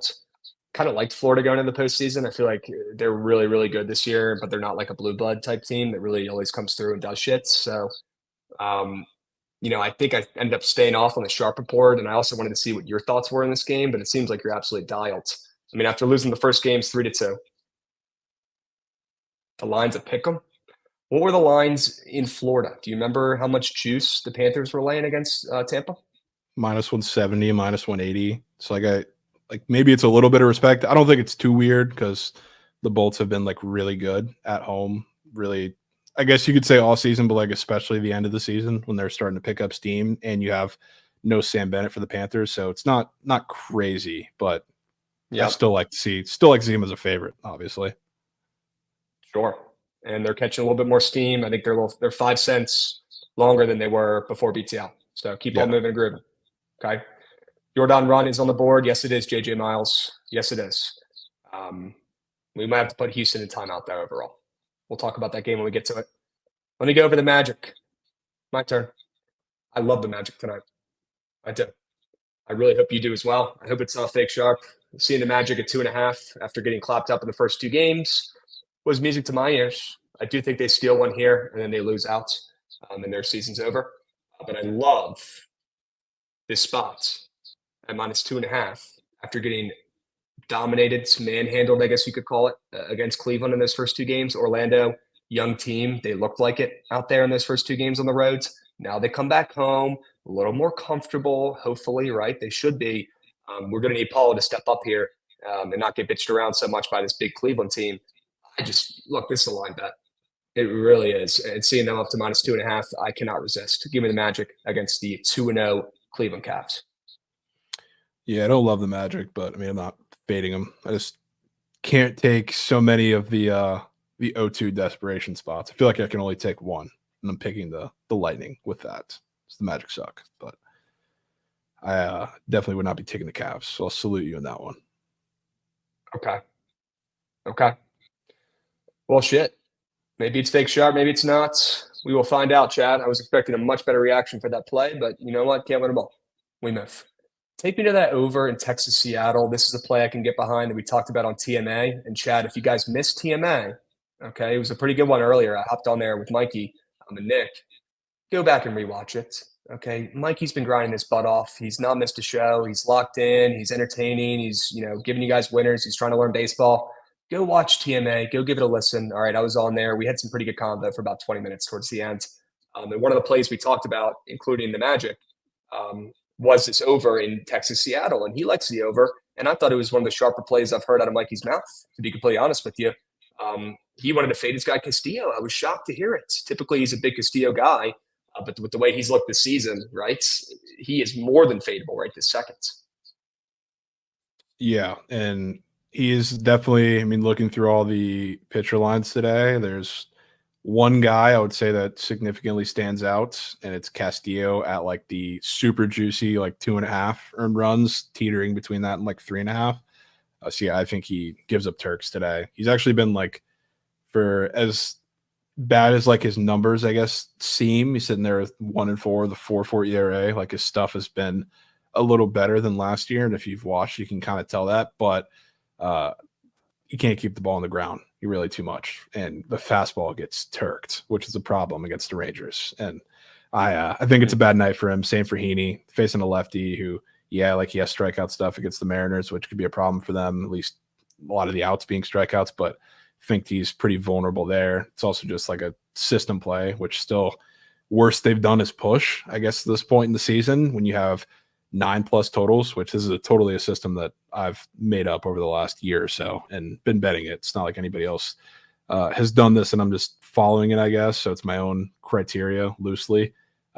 Games with like 9 totals when they're consistent throughout a series and the first 2 games don't sniff it, I go back to it in game 3 and it's been pretty profitable. And obviously the totals have looked crazy these first 2 games of the series. And I guess a lot of the lines haven't really reflected that as far as props go. They do today. And I'm jumping in. I think the Mariners probably eke this one out, but they're going to have to score to do it because I don't believe in Castillo all that much in this matchup. Okay. I'm going with runs. Gore, 15.5 pitching outs taken off the PrizePicks boards. Wonder if it's because of the juice on the over or the under. What is this? What does this fit, man? Highest, longest, fastest zip lines. Holy shit. I thought it was going to be him being sunburned, and I was about to get upset because I really get mad when he gets super sunburned. That's like not cool. He is sunburned. He was bitching about that yesterday on Sweats. That is like not cool, and that's like the easiest way to like get sick. It's the dumbest thing ever. Yeah, he looks ready to roll though. He looks ready to hop on that zip line. Have you guys seen the zip line episodes of, eyeballs, Jesus. Have you guys seen the zip line episode of South Park? Javon, you probably haven't seen it. It's fucking hilarious, dudes. It's like the whole squad goes up on the zip line tour and they just pretty much bitch about how boring and stupid it is the entire time. It's great. Sure. But Trent, have a great time out there. Stay safe, man. I'm not personally a big zip line guy. I hate heights, but yeah, I prefer to be, based on the ground and safe. I'm not a big heights guy. We need Trent back in the States, man. We need him back. He comes back Saturday. Yeah, I think Saturday. Huge.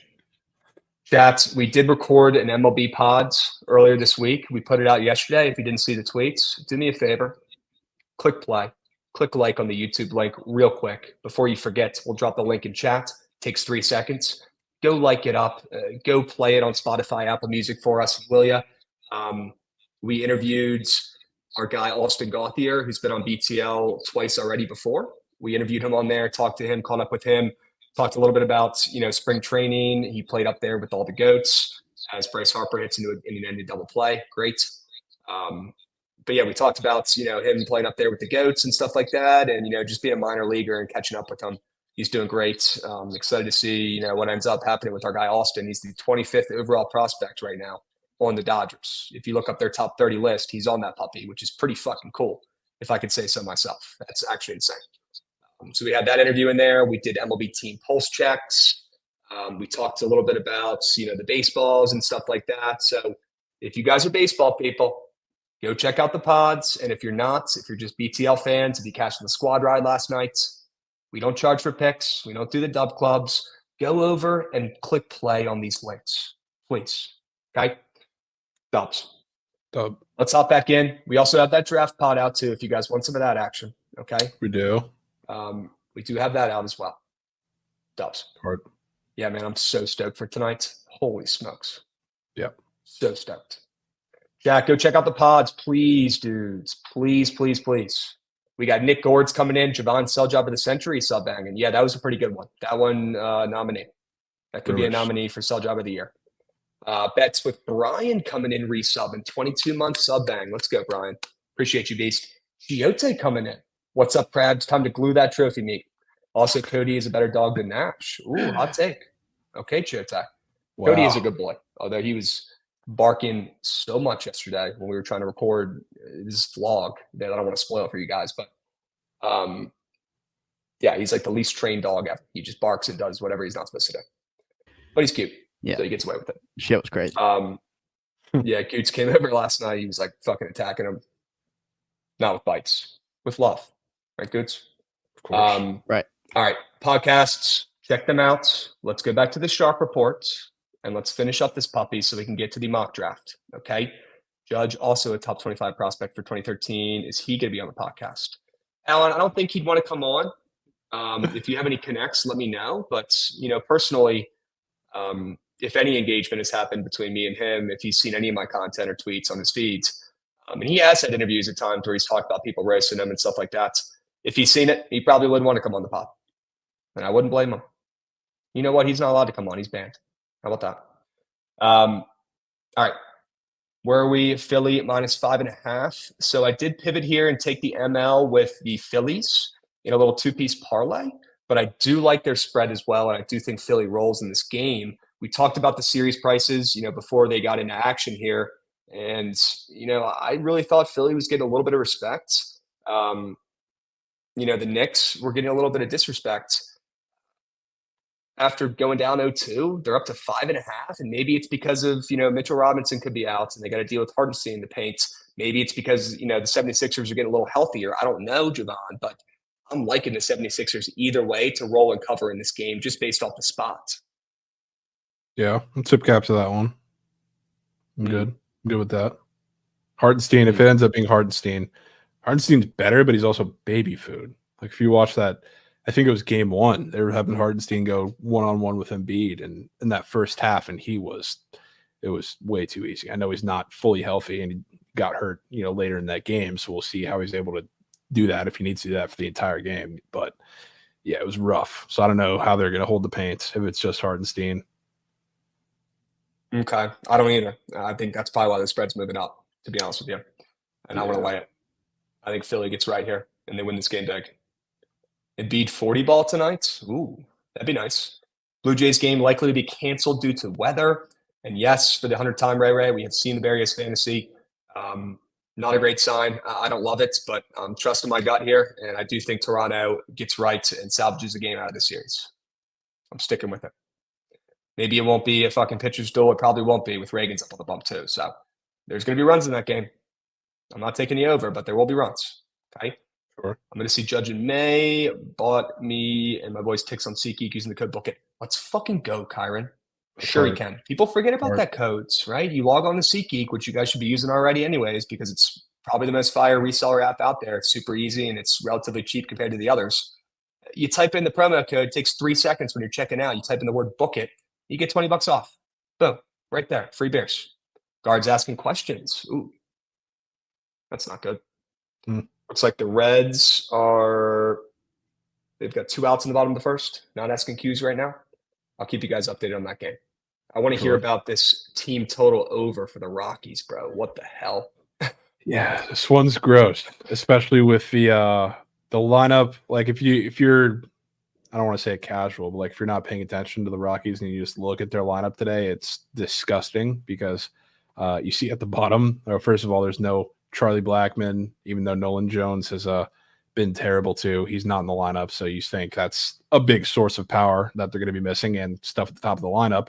And at the bottom, you see Jake Cave, Hunter Goodman, Jacob Stallings, gross. And I wouldn't disagree with that. But sneakily, the team or the players for that team who have been the better hitters right now are the 2 guys they moved to the 1 and 2 spot today, Ezekiel Tovar and Brent Doyle. So I kind of like that for their lineup, 1, and everything that they'll bring in behind them, 2.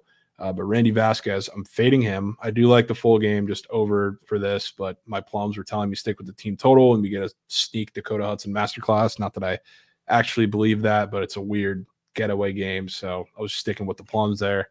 But Randy Vasquez, and that started against the Blue Jays. Like I watched a good bit of it. Stuff's good. Off speed's nasty. A lot of fastballs, though, and they were hitting the ball hard off of him. We talk about this all the time. No matter who the Rockies are playing, home or away, they're not a great offense, but they hit the ball fucking hard, especially those guys at the top of the lineup. And that's one of the reasons why they've been kind of reemerging, and they're guys that I'm kind of wanting to back lately. So they have that lineup rolling out today. Randy Vasquez, I think, is going to get a little bit of trouble with that fastball that he loves to pound in the zone. Command's not great, kind of erratic around the zone. And if he doesn't have the best command of that off speed, he's going to be forced to throw a lot of fastballs to these guys, which I think screws them. So a lot of those guys at the top of the lineup I like. I think they score 5. Weird getaway game, like I said. And then to roll it right into the second square there, Ryan McMahon is the guy that I'm targeting, who's sneakily been red hot. And usually it's been Nolan Jones that I've been targeting for the Rockies at least a little bit last year when I'm Mhm. looking for the like stereotypical hard hit rate guy. This year it's Ryan McMahon. It's like he went yard yesterday, I believe. I think with Doyle and Tovar at the top of that lineup too, I think he's gonna have a couple ducks from time to time and be in RBI spots, or they'll walk him because really after him they have Elias Diaz, who's a little bit of more of a threat against lefties, and Montero, who's a project himself. So maybe they're not all that scared to just walk him in certain spots. So I like the fantasy score too, but big game from him, big game from the Rockies bats. Give me 5. Sure. Not for the faint of heart. Yeah. Colorado Rockies with their hard-earned money, but I like the sell job. I like the play. All right. Yeah. Looks like we got some sub bangs coming in. We got the Twins Nerfy bang, W Joshy. Back to Malik giving out a 5U whale. Looks like he just cashed for a Rackerson. Holy smokes. Let's go, Malik. W Malik. Giving out 5Us for the people as well. A man of the people. He Love cashes that. big. He gives back a little bit. That's what I'm Love talking that. about. Malik, what'd you cash on, bro? Let me know. That's fire. All 3 1 p.m. Nerfies. Bang. Let's go, Chads. That's huge. Trent would be All right, Phillies are back up there splurging for the right top of now. the second. Who? You know for sure Trent would have had all 3 Nerfies in the 1 p.m. game. Oh, yeah, dude. Oh yeah, for sure. Yeah, for today with the day games. He missed he's out. missing out. Yep. He had a 1K slip posted last night. Holy smokes. Wow. What was it, bro? Malik. Yeah, what was the slip? It's fire. Brewers, Ronaldo 5Ks and Braves, John Gray 5Ks and Rangers. Whoa. Surge. That's a juicy parlay and it's smacked. Let's fucking go, So dude. surge. Sure. I know you were so bright Sure. watching that Rangers. Well, they go back to back after they didn't do shit for the entire game, pretty much to that point. It's electric. Sure. Came through. Let's go, Malik. Dubs. Holy smokes. That is a nice is. looking lay right there, folks. Beautiful. Player performance doubles. People sleep on those. People do sleep on those. Love that. Wow. How many did Ronaldo end with? Was it close? Or did he just shove? Can't say into that one off the top of my head. Chad, you know? Somebody in chat will tell us. Yeah. He said he was sweaty as fuck. Yeah. Kind of figured. All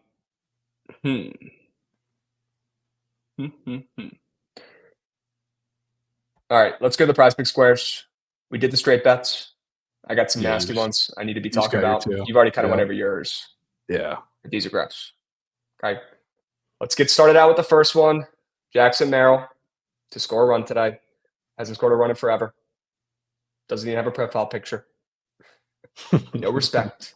If I was this kid, I'd be pretty blown about this. I'm not going to lie. Okay. It's not the first day he's been up in the big leagues. Let's get a profile picture up there for him.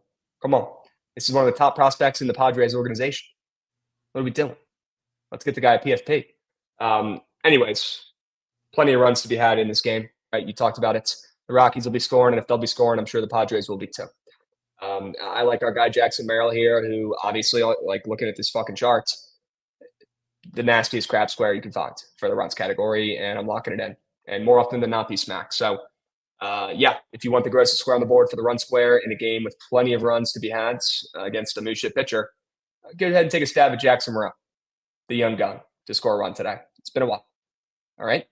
We are going to go over our draft bets and draft stuff at the end of this. And also, we're going to put out plenty of graphics and stuff between the end of BTL and the draft tonight when we're sweating it out. Okay? Trust me, we got you guys covered. And now we got Shohei Ohtani, who's been on absolute fuego in DC. He's really enjoyed it. His first time here. He has crushed the ball. Absolutely crushed the ball. Almost had a second nuke yesterday. Hit it off the wall opposite fields. He looked like a Juan Soto hit. Haven't seen that in a while in that park from a lefty. He's locked. But there's something different today. And it's Mackenzie Gore. Mackenzie Gore from the bump. Tough lefty to face. Nasty curveball. High fastballs out the wazoo against our guy Shohei Ohtani. I think it's going to be too much to handle a little bit. And with them putting the square up when he's been on absolute fuego, I am more than willing to fade. Are you kidding me, chat? Come on. Look at the square. Look at what he's done. He's been destroying us. Okay? Now he's got a tough lefty. We've got a relatively fresh bullpen because we really didn't pitch our good guys yesterday since we were getting crushed. I like our chances here of limiting Shohei. Maybe he gets a base knock. Let's keep the ball out of the gap. I love Mackenzie Gore's matchup against Shohei today. I do. Just pray for no mistakes and no nuke off a lefty like Shohei's been primed to do, or been known to do over the years. Remember last year he went on that crazy streak of hitting home runs only against lefties? It was like the weirdest thing ever. I feel like that hasn't been the case this year, but I still like the matchup with Gore, and I think he absolutely shoves once again today. I think the Nats are a live dog, but I'm not going to take my coins on the Nats after what happened yesterday. No fucking chance. No chance.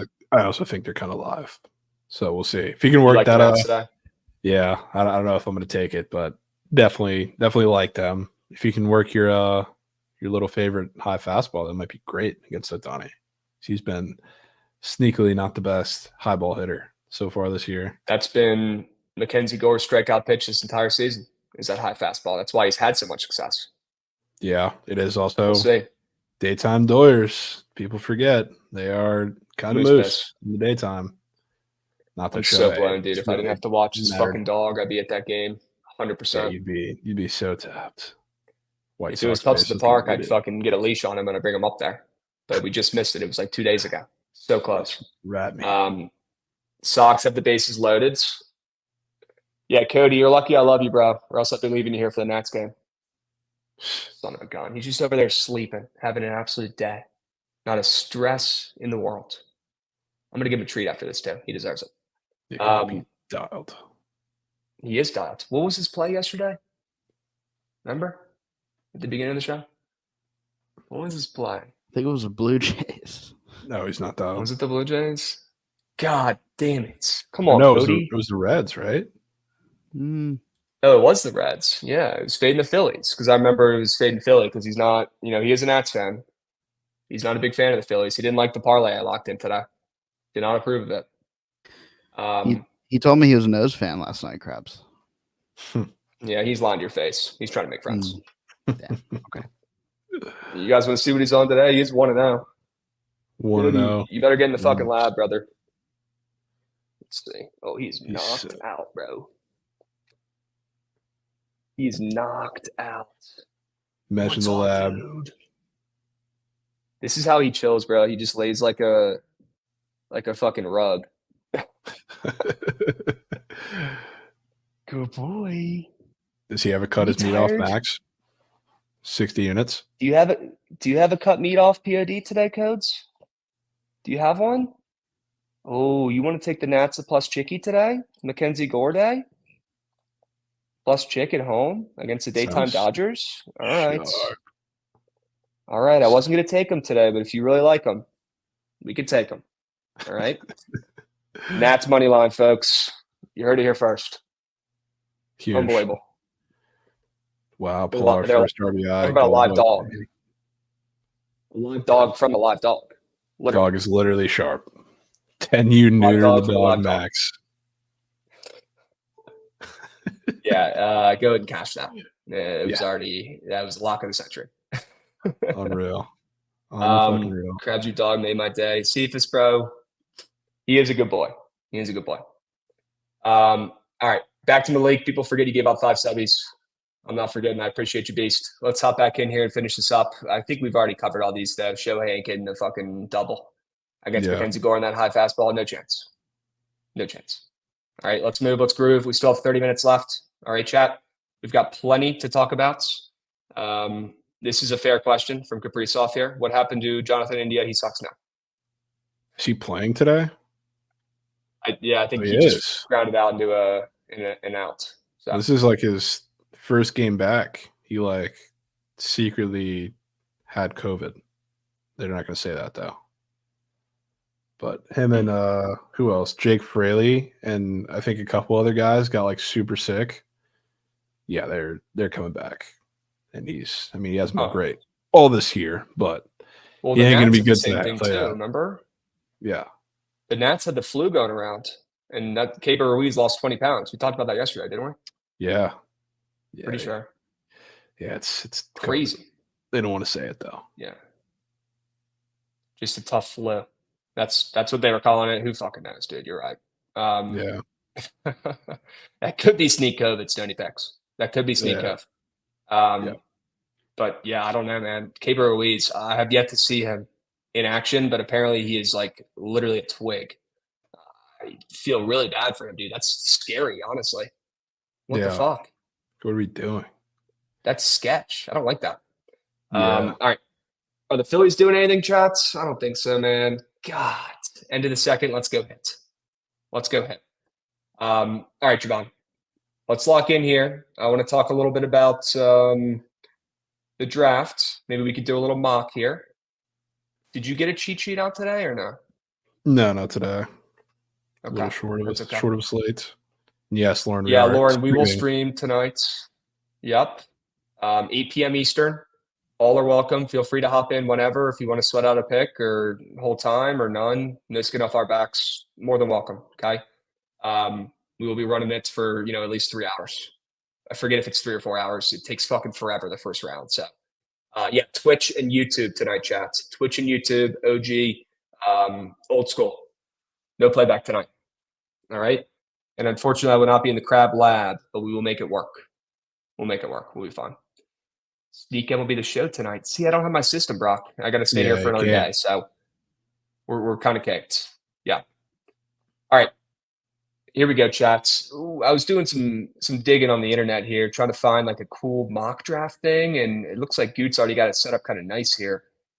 Pretty cool, honestly, that you can do this. Javon, you want to rip through like the first 10-ish picks and see where it takes us, see what we can craft up here? A little BTL mock. Sure. Okay. Well, we can go ahead and lock in number 1, Caleb Williams. For better or worse, he's going. For better or worse. No qualms. No qualms, right? Okay. Oh, auto-filled the whole thing. GG. Okay. I think I saw this before, Goots. Go back. What's going go on back. here? Go back to the first one where you have to like pick the teams. No, Yeah, did you not select that. all teams, Goots? You're good. Yeah, you got to select all of them. There's like a select all button on the bottom, I think. We got a leadoff base runner from the Phillies. Come on, boys. Come Phillies on. Ducks. Come on, Lauren. Phillies. Lauren, I'd be down to rip some of the show. We can hop on first. Sure. Yeah, Phil's asking questions. Fuck the Come on, Phils. Phils. Red Sox with bases Come on, juiced, Phils. 2 outs for Duran. Rumors. Rumors All are right, true. chats. Did anybody take the Red Sox or did anybody take that 2-piece Philly parlay? I'm curious to hear who in chat is locking in with us on the early slate. We got it. We're good. There we go. Ron, you Take can the reins, Ron, you can Krebs. 100%. What's up? No, go ahead. Go Take the ahead. reins. Yeah, I was going to say, Ron, you can 100% drop by and come by for the 76ers. Probably not the whole time because we're going to be talking about the draft, but yes. Text me, DM me, whatever. We'll get you the link. Hop in. We'll do pulse check. All right. With the number 2 overall pick. Come on. I want to see it. Here it is. There it goes. Right field corner, and they're botching the ball, kicking it around in right field. Let's go. Phillies on the board. Yes. Yes. 2 words, chat. Yes. Huge.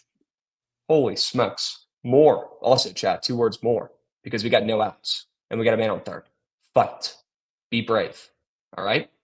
Come on, boys. Let's go, Stotts. Would love to see him get activated this year. Holy smokes. Trey Turner is. He's back. Good to see that, right? Baseball's in a better place when Trey's raking. Yeah. All right.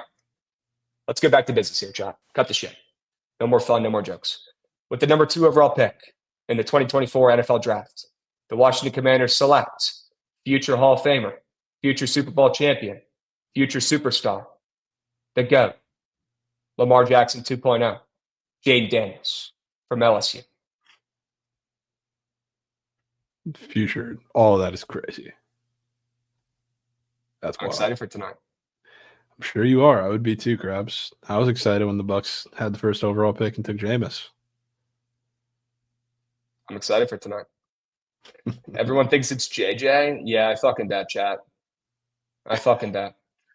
You're going to want to be there for that number 2 pick reaction, chat. Because if by any chance there's some sort of way where they don't pick Jane Daniels, I don't know what's going to happen. I don't know. Trig. I don't know what's going to happen if that's the case. You're going to want to be there for that pick.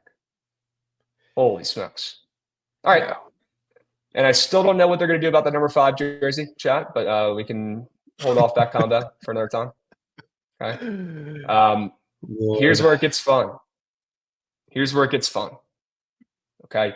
Those first 2 picks are, you're probably going to see those first 2 picks happen. Okay, chat. Feel very, very confident about the Commanders taking Jaden Daniels at this point. Very, very confident. 99.9%. Okay.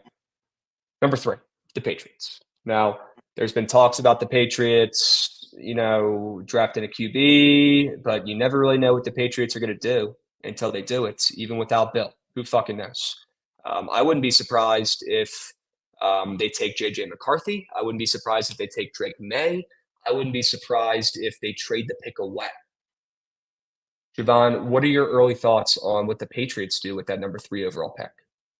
I think it's Drake May, regardless of which team ends up there. I think if they keep the pick, they're taking Drake May. If they trade it, it's to a team who's taking Drake May.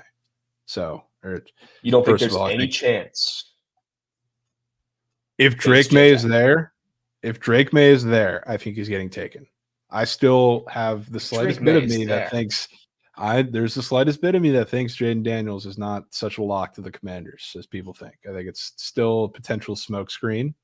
The reason why the odds have moved up is because I forget the one guy's name off the top of my head, but he dropped the final mock draft. He's close with the Commanders GM, whatever. He still likes Jaden Daniels, but I think there's a chance. But if Drake May is still there at 3, I think it's the Patriots or whoever's trading up to get him. Okay. We got a Trey Turner ground rule double. Just as we were talking about him, speak of the devil, he comes through. Let's fucking go, Phillies. Sure. Trey Turner bang. Ground rule double. He's so back. I think that was him, right? So back. 100% that was him. I've seen that swing a million times. All right.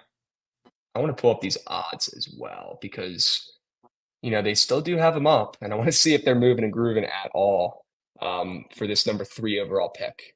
It looks like right now Drake May minus 280 to be the number 3 overall pick. J.J. McCarthy right behind them at plus 250. Okay. I say for this draft, we take Drake May here at number 3, whether it's the Patriots or not. He's going there. Are you able to make trades in this, Goots? Like, are you able to trade teams up and down? I looked at it. You can't because you got to pay for it. But here's where it gets interesting because apparently somebody was saying fucking AB tweeted the CTSPN, same shit that I've been saying for a couple days now. This opens the floor for a Colts trade to one of these wide receivers. In my heart, I still think it's Odunze at whatever pick they need to make that happen, but I think they're in play for whatever wide receiver. And if they do it, we know the Cardinals have been shopping their pick. I wouldn't be shocked. I still think it's Marvin Harrison. I still think they take him, but the Colts, the floor is open. Harper Bonds rumors. Yeah. Is he about to hit a nuke here on 2-2 count? Is he? Come on. Here comes the pitch. Nick Martinez looks like Mooshits. That ball is crushed deep to right. Vintage Bryce Harper. Slow swing, but the ball goes far. Isn't it pretty? My goodness. My goodness. I mean, is there a prettier swing in baseball? To dad's strength, they'd be right there. He's back. First game back, right? No. Yeah. First AB back, right? Oh, no, second. No, second AB. Yeah. Good for him. Oh, that might be up for honorable mention, worst pitch of the year, folks. It might not be as bad as Matt Barnes' against Shohei the other night, but that one was close. Did you see that hanger? That was bad. I just saw that. I bet. I mean, Bryce Harper with just the prettiest swing in all the land. Ken Griffey probably has the prettiest swing of all time, in my opinion. I'm biased. I'm left-handed. Okay, so I'm going to pick the lefties. But lefties have prettier swings anyways. Come on. Bryce Harper right now, active player. Best swing. Just unbelievable to watch. It's like he's swinging slow and the ball gets destroyed. It doesn't even make sense. It's like you go out and play golf with somebody and they're barely even trying. The ball's going right next to the hole. It's frustrating. And we get another double. Let's go. They're not done. Yeah, but clapping. All right, let's hop back in. Here's a nuke. That ball is destroyed. Oh, we got Mikey chirping Trent in the group chat. He said, has Trent ever hit entries on back-to-back surges? because I did. Shit. W. Mikey, who, by the way, kind of found out that he had an entry when I went on there and told him that Joe Ryan went over his fantasy score. But you know what? Teamwork. Sure. There you go. And also, guys, Mikey's being a goat, and he's having a great time with you guys vibing on the Surge. So he hit me up yesterday and was like, yeah, you're doing sweats. I'll do Surge on Thursday. He's having fun doing it. So he'll be running it again today. He's been killing it the last 2 days. And then I'll close it out on Friday, guys. Javon, if you want to come up and run it as well, more than welcome on Friday. Sure. But yeah, we'll let Mikey run it again today. He's red hot. We have to. We'll let him cook. Okay. Yeah, he wants to do it. He's bringing the energy. Let's let him run it. Marvin Harrison at 4. Probably should be done. Now, if I was the GM, I'd probably take Malik Neighbors first, to be completely honest with you. But I do think Marvin Harrison Jr., with his pedigree, with his name, with all the talk over the years and his performance, okay, he is going to be a stud. He goes number 4. Yeah. I don't think there's going to be a surprise there yet. Same as maybe a team trades up and takes him. Yep. Yeah. Maybe a team trades up and just like the 3rd pick. Yep. Yeah. But those guys are at least going 3 and 4. Okay. And we can edit the if we put out a graphic, we can always edit it and make trades ourselves. Okay. Yeah, we'll probably do that. All right. Now we go to number 5, right? Who's got the 5th overall pick? Chargers. The Chargers. For now. Now, there's been a lot of weird talk about the Chargers taking a QB. I don't know if you saw the clip of Adam Schefter bitching. Just honestly kind of confused in that clip yesterday. He's like, is this some sort of gimmick? Like, what the hell is going on? Why are the odds so short for them to take a QB? If you look at number 5 overall pick in the draft, JJ McCarthy is the shortest odds at plus 250. Now, it doesn't say it's the Chargers. Maybe they trade out of that pick. They totally could do that. I could see them getting some more picks, getting some more weapons for Herbert this season. But I could also see them taking Malik Neighbors, right? I feel like that would make an incredible amount of sense too, with some of their receivers on the way out, like Mike Williams. So Joe Alt, an interesting name. Maybe they try to beef up that O-line for our guy here, Justin Herbert. I don't know. Almost had another nuke there too. But Javon, what are your thoughts? I think gun to my head, I do think a team trades up and we see JJ McCarthy maybe go 5 here. Yeah, I wouldn't be shocked, but that's one. I think it's still the Chargers, and if they keep that pick, they're beefing up the offensive line. So whether it's Alt, whether it's Latham, Latham's getting and steam. Latham is getting steam late, dude. He's plus 350 compared to Alt at plus 4. I just don't get it. I don't get it. I mean, gun to my head, I'd still say Chargers keep the pick. They're taking Alt. Just feels right. You know, it's a Big Ten, little Midwest thing with Jim Harbaugh, who obviously wants to win more in the trenches there. So yeah, I still think it's Alt, but that's a crapshoot of a pick. You know, I like that angle with Coach, right? Trying to grab one of the guys from his conference when he was in college still. But seeing Latham after all the slurpage Alt got, by far by none the best lineman in this draft. His odds showed it too for weeks. And now we're getting really close and we're seeing JC Latham move up that fucking board and now the second shortest odds. I kind of think it's him. I think somebody found out something, and it's going to be Latham, who's the first O lineman taken. I don't agree with it. I would rather take Alt. I would literally chop off my pinky to get Alt to hold down our O line for the next decade, straight up. Yeah, he's going to be a generational O lineman. You know what I wouldn't rule out too? A team that nobody's really talking about making a move up to take a lineman, Saints, because they need one badly. So, like, I think there's going to be a lot of trades, I think, at the back end of that top 10, a couple that make your head scratch. Obviously, in my gut, think it's the Colts, but the Saints trading up, even if it's not at 5 to take a lineman, maybe if it's a pick or two, maybe a couple later, they need one, and they need one bad. I don't know if they're desperate enough to make a move or just sit at their current pick and hope that once, lands there that they really like, but I wouldn't rule that out either. Okay. Chargers are minus 140 to trade their pick. I think it's a QB. I really do. I think it's a QB if that's the case. I think they either take a lineman themselves, I'm with you, or somebody trades up and snags a QB. We always see teams reach and stretch for a fucking QB more than they need it, in times like this.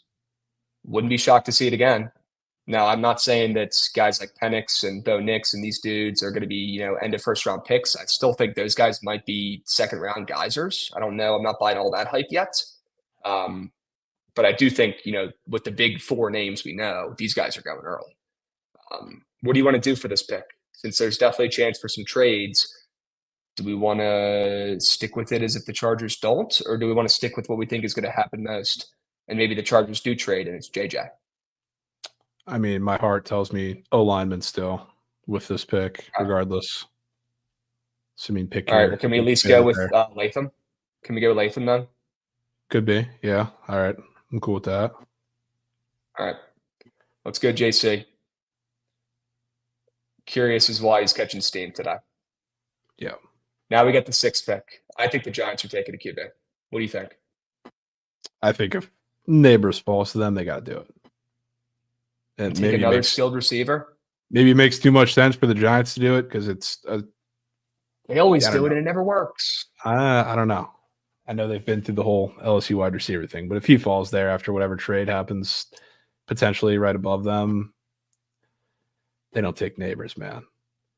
You're not buying the bait. You don't think they're giving up on Daniel Jones yet?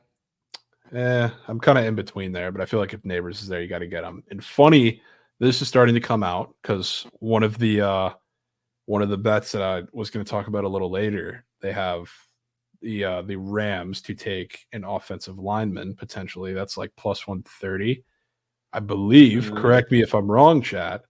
This is the first round pick that Sean McVay has had because they've traded all of them, right?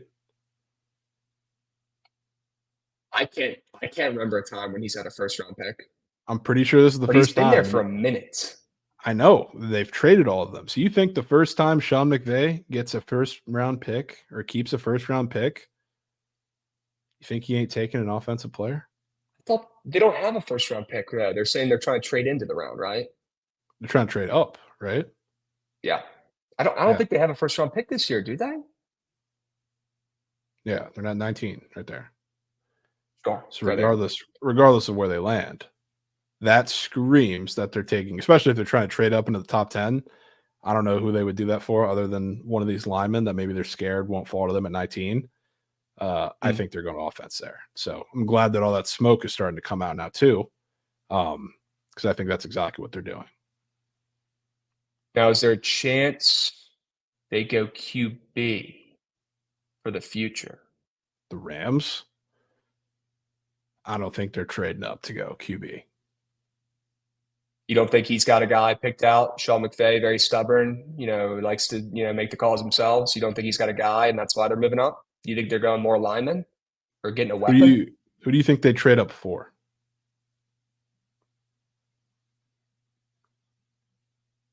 Probably JJ McCarthy. You think Sean McVay, first round pick, is going that big move? We don't know. We've never seen him have a first round pick ever. All I know is they were very involved and they got outbid by Seattle to get Sam Howell. They're still in the market for QBs. Matt Stafford, who knows how many years he's got left. They're going to need a QB soon. And if they're actually making a move to climb up the first round board here, and we're going to see them get a top 10 pick for the first time since McVay's been here, maybe it's for a reason. Maybe they are going to make a big splash. Maybe. I don't know. I don't. If they're putting an emphasis on trading up for the pick, I find it hard to believe it will be a quarterback. That's just me. What are you thinking? Lineman? Are you thinking a weapon? I'm thinking if they're trading up, they're got to be going after an O lineman. I don't buy the Dallas Turner smoke either because that one's weird because like everybody's been mocking him to the Falcons, or I've seen some to the Bears, and not that the books are the end all be all as far as how sharp they are on the draft. But like his position's been sitting at 9.5, really juiced the over, and it's only getting fatter. So like it doesn't make much sense to me, and I've kind of thought the Falcons were going to trade that pick because maybe they're not in love with Dallas Turner. There's a lot of edges in this draft that can fall sometime in the first round. But yeah, I don't know. If the Rams trade up, I feel like it's got to be for a lineman. O lineman. And I'm also looking at the blue book. Tell me how this makes sense. And I'm down to pick a lineman for that spot. But tell me how this makes sense, Javon. I'm looking at first offensive lineman drafted odds. Joe Alt minus 350, JC Latham plus 250. Then I look at the number 3 overall pick odds. Holy Jose RBIs. Whoa. There. Grand Everybody tag Trent in that. Make him pissed. Grand Slam. Holy smokes. Home run peach. Yeah, Red Sox ML should be good luck. Well, that's why I went Philly, chat. There you go. But riddle me this, Javon. We just talked about, JC Latham being plus 350 to go number 5 and Joe Alt plus 400, longer odds to go number 5. How is that the case? And then you look at the fucking first lineman off the board odds and you see Alt is completely juiced. Couldn't tell you. I mean, the books are always scrambling when it comes to the draft, so who really knows? But I don't know. I'm not quite buying the Latham smoke. I think it's still Joe Alt.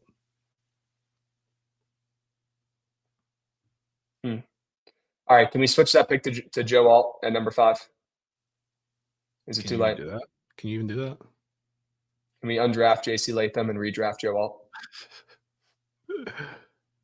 Goots is gonna kill me, bro. Just leave it.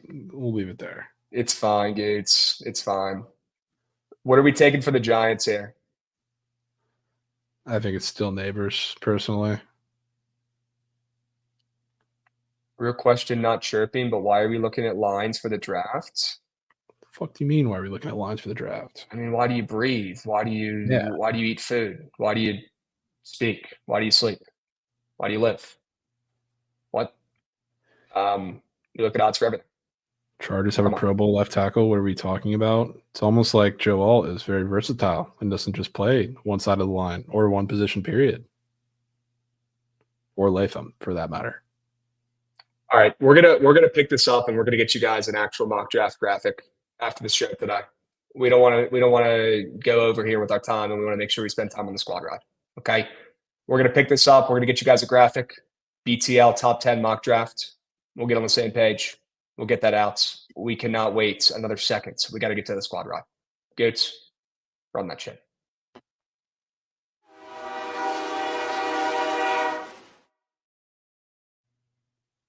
All right, chat. We got plenty of options today. We can bet anything we want. All right, we got NBA, NHL, MLB, even maybe some draft bets. If Javon loves one enough, we could put one in there. We could.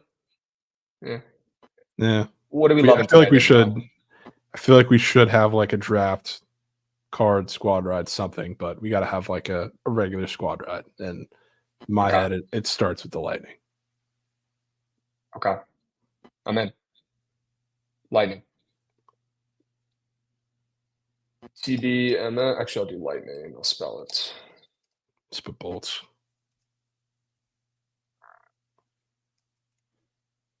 Sure.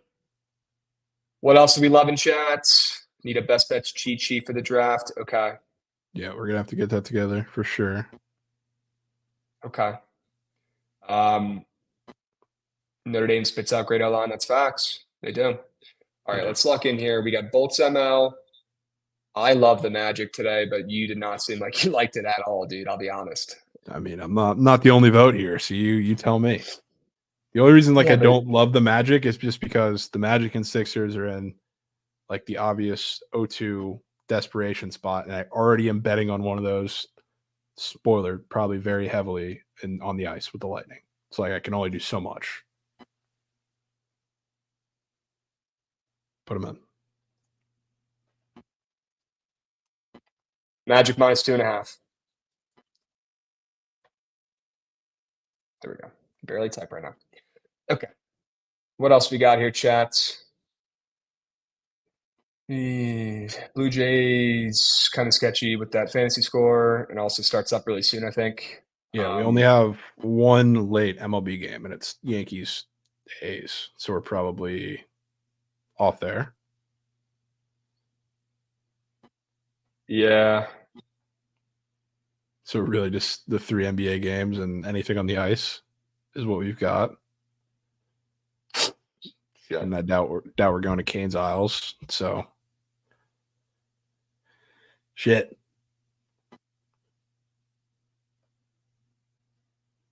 That's ML. Cody POD. You want some early now timeout?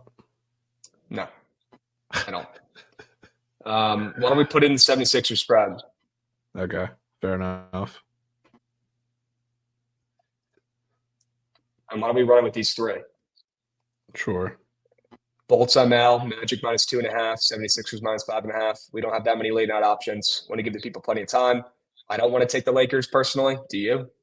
No, I don't. Okay. Especially after seeing AD and LeBron after game 2. It's defeated. We got Ellie up with man on first and third. 2 outs, full counts. Let's see what Ellie can do here. And he takes a walk. Bases are loaded, 2 outs. He's been unbelievable the last month. Dude, he might go 10-20 in a month. 10 homers, 20 stolen bases. He's got fucking 15 stolen bags now? And we're not even out of April. Holy, he's unreal. Wax at you, I bet. All right, chat. 3 plays, 3 winners. We're cutting down the card here for the squad rides. Quality over quantity. Excuse me. Bolts ML. Magic -2.5, 76ers -5.5. 3 plays, 3 winners. You heard Javon said he's sneak nuking the Bolts. You do with that information as need be, okay, as needed. You guys, every vote matters. Every vote's equal. Just click the right fucking button, will you? Please. Can you click the right button today? Can we stay hot? I don't want to spin that fucking wheel again this week. I don't want to bring that glove down to Dallas this weekend. Can we just smack a squad ride? Can we have a good draft stream tonight? Can you guys go check out our podcast for the draft that we put out a couple days ago and the MLB one yesterday? And can we click the right fucking button for the squad ride poll? Please. Please. Those are the action items today, chat. Okay? Me and Javon are going to get you guys draft content and bets. Squad ride votes. Very important right now. NFL draft sweats tonight. Maybe some LC, Javon, MLB rips potentials as well. We're talking. Chat, check out the pods for me, will you? Please. That helps more than you know. Even just going on and clicking on Spotify or Apple Music. Just literally click and play. That helps more than you know. All right, so go check out the pods. Brian, it depends on what state you're in. If you could bet on the draft or not on the books, which is kind of beat. For me, I can't, which sucks. But although Goot's in Maryland, can we? Because wait a damn minute now. I'm back home. And he's gone. Yes, Krabs, you can. What? That's actually fucking massive, dude. Yes. So we're definitely crafting up some draft bets for today, Javon. Javon, I'll have my people reach out to your people. Okay? Keep that phone on. I'll have my guys reach out to your guys. Oh, yeah. We'll be hopping on back in the lab to flesh out a little card here. Sure. For sure. All right. I think last time we did that, it was for the NBA draft, maybe? And that went pretty well. Yeah, we killed the NBA draft. That was fire. Yeah, not in Virginia, chat, unfortunately, for my locals. But in Maryland, for some reason, you can. Sure. It's the dumbest thing ever. Chat, looks like it's an easy one here for the squad ride votes. We're going Bolts ML. Not shocked. Not mad about it. All right, we'll meet you guys back on the ice, just like we were last night. All right? Check out the podcasts. Meet us tonight for Night Sweats for the NFL draft. You're not going to want to miss my reaction to the number 2 overall pick. And I'm sure the rest of the squad, maybe peep their heads in when their team's making a draft pick. Let's get live. Let's get active. You don't want to miss it. Okay, join us for the sweats tonight while you have the draft on, right? Keep it up in the background and then have on your little iPad or phone or laptop or whatever, Night Sweats. And let's have a fucking night. It's Thursday. Might as well be the weekend. We'll catch you guys tomorrow. Same time, same place. Stick around for Mikey Overs hosting the Surge stream. We'll be seeing folks. Peace.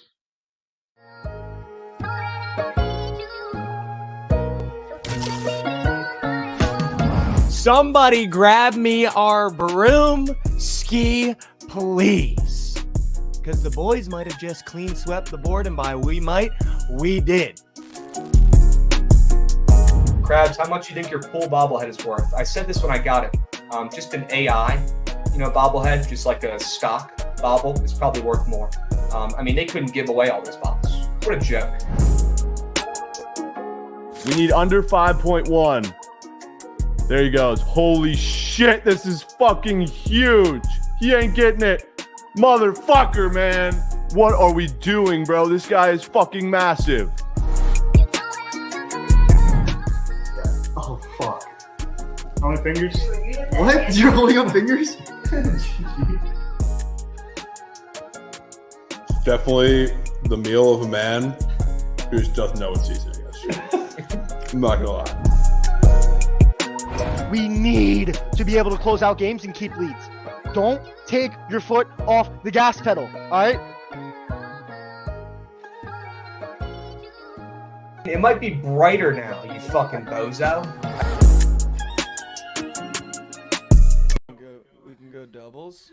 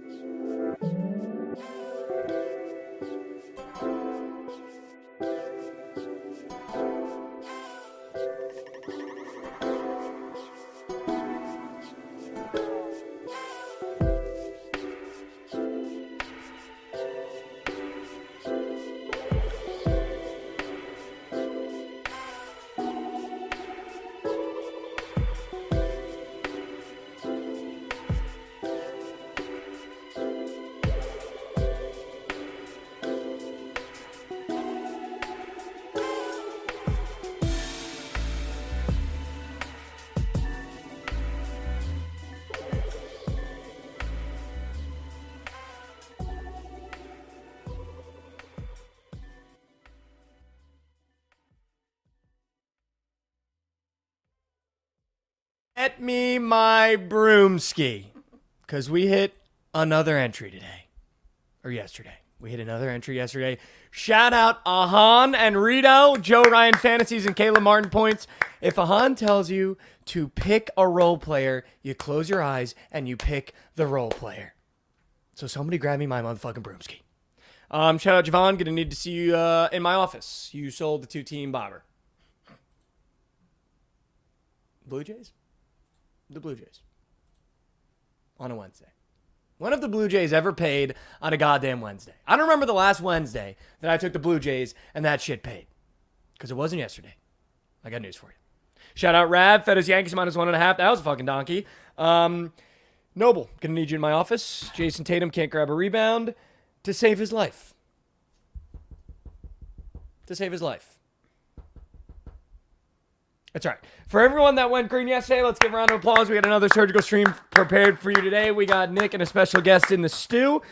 Their voice will be made known shortly. Or never. Oh. All right, we got another great episode of the surgical stream ready for you guys. Tapped in. I'm ready to go. I'm ready to ride. Let's get weird. For everyone that went green yesterday, congratulations. But guess what? This is a what have you done for me lately business. And what you did for me yesterday does not matter anymore. If you hit your square yesterday, make sure you come up, talk a little shit. If you hit your bet yesterday, make sure you come up, talk a little shit, let me know, and then let's move and give me something that turns green today. I also want to shout out Marchelot Point. The Marchelot Point from Elliot, kid's 3-0 to start the week. 3-0. And he fed us Marchelot Point. I mean, you can't make that shit up.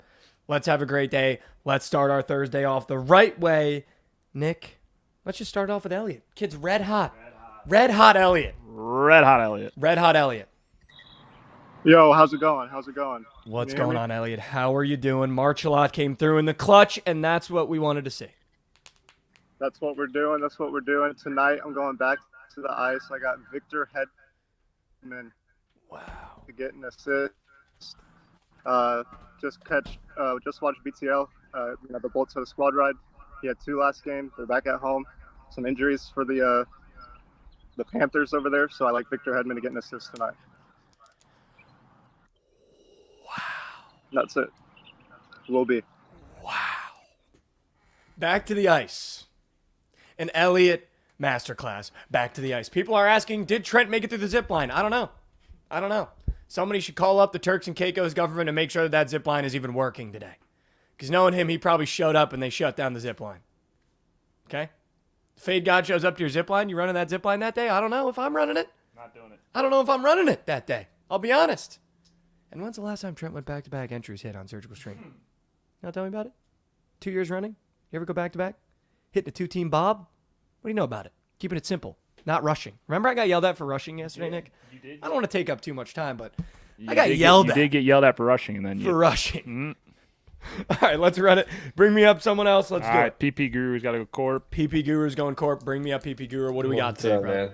Solaire shit the bed yesterday. So shit the bed. Dude, he was up to bat multiple times with the bases loaded and 2 men on. Whatever. He can go sit on the bench for a little bit. Yeah, that'll do it. Giants don't play today, so I'm going to go to the Dodgers minus 1.5 against Mackenzie Gore today. I mean, they've covered this line both games they played already in the series. So I mean, they're facing Gore. I don't like the guy. Chat doesn't like the guy. I mean, they're playing the NL All-Stars today. So. And Dodgers minus 1.5 has done us right. Yeah, and as a Giants fan betting on the Dodgers, I mean that's kind of shitty. But when you see it there and they want to give it to us at even money, I'm going to take it. Yeah, I'll tell you what, money knows nothing about your fandom. It's true. And we're here to make some money. Let's go. All right, well, let's make some damn money today. Let's make some damn money today. All right, guys. Let's go, PP Guru. I love it. We got Dodgers minus 1.5 in quotes against Mackenzie Gore. Apparently, chat, you hate Mackenzie Gore. So you know what? I hate Mackenzie Gore. He's a bitch. Oh. Nick calls him a bitch. Bring me up someone else. I see Chew is in queue. I see Chew is in queue.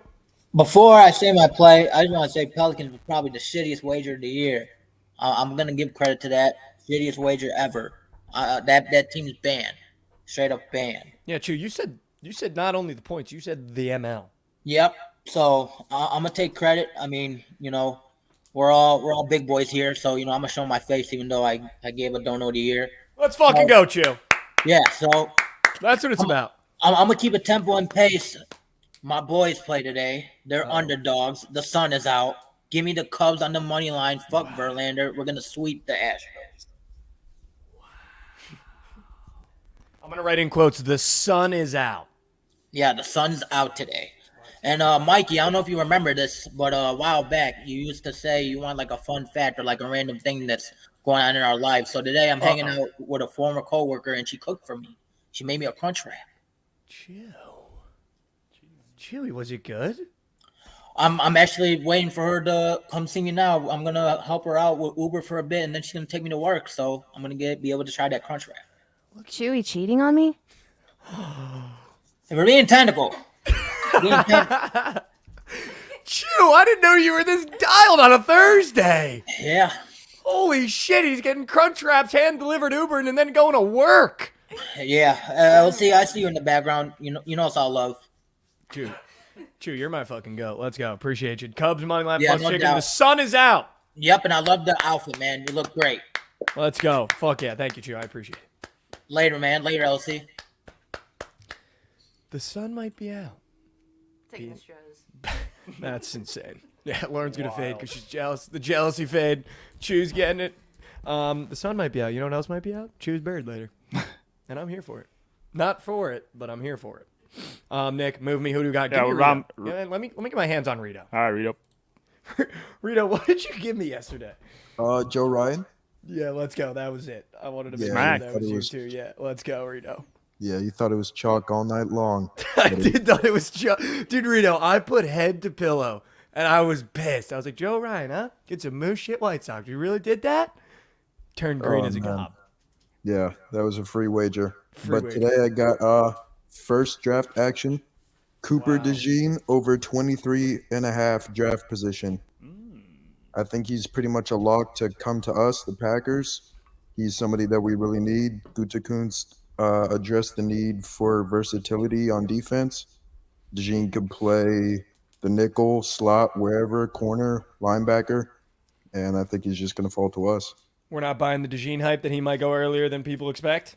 Well, the line opened up at 22.5, and now it's 23.5. Okay. So I think he's just a lock to come to us. That I like. All right. DeJean over 23.5 draft position. Let's get one the hard way. Yep, let's do it, bro. Let's do it. Let's do it. All right, Nick, move me to Brock D. Brock D, what do we got today, buddy?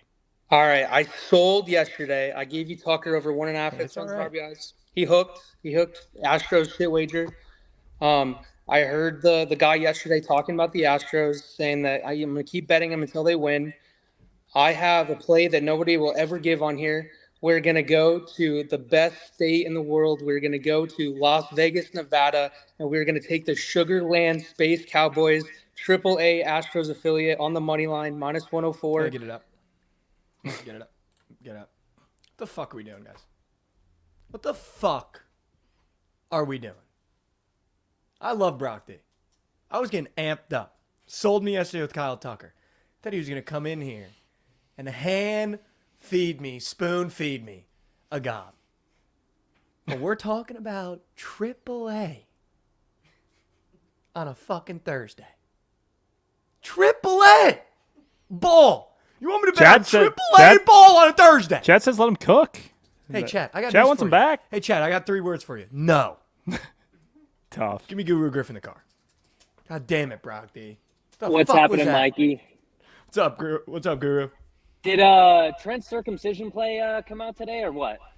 It has not dropped yet. I don't think it's dropped okay, yet. so the brisk hasn't happened yet.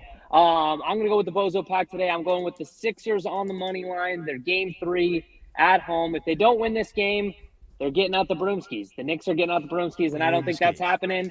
I think the Sixers win on the money line today, and then I'm going to take you to the draft. I'm taking position-wise over 4.5 QBs going in the first round. You pair that together, that's your Bozo Pack. Wow. Little NBA/draft play for you. Wow.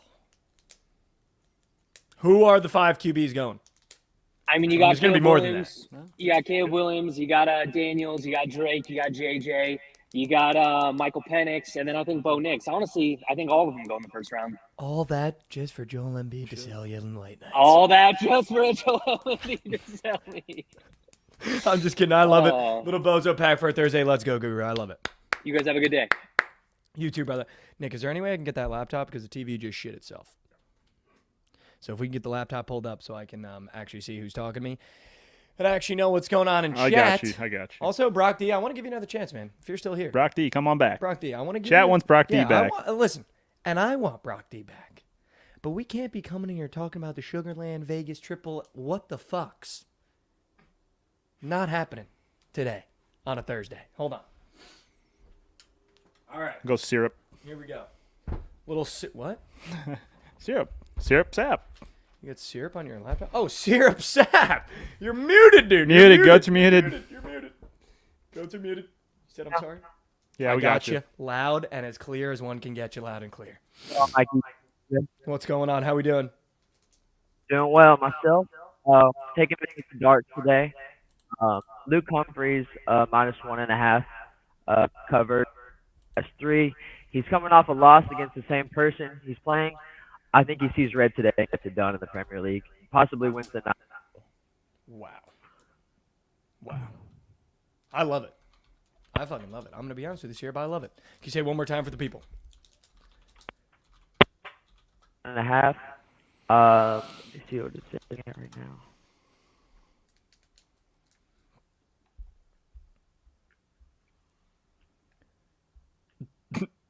All right. Anything? Sounds good, Anything? Syrup. Appreciate you. 3, 2, 1. Let's go. Here we go. I couldn't catch the play. I think I heard Humphreys, but then I heard Premier League. Stick around. Rav's play starts in 4 minutes, so he's got to get this one in. Yeah, get Rav. Yeah, hey, Rav, just a quick round of applause for the Yankees, man. Let's go. What do we got today? Astros first 5 money line. Wow. Okay. That'll do it.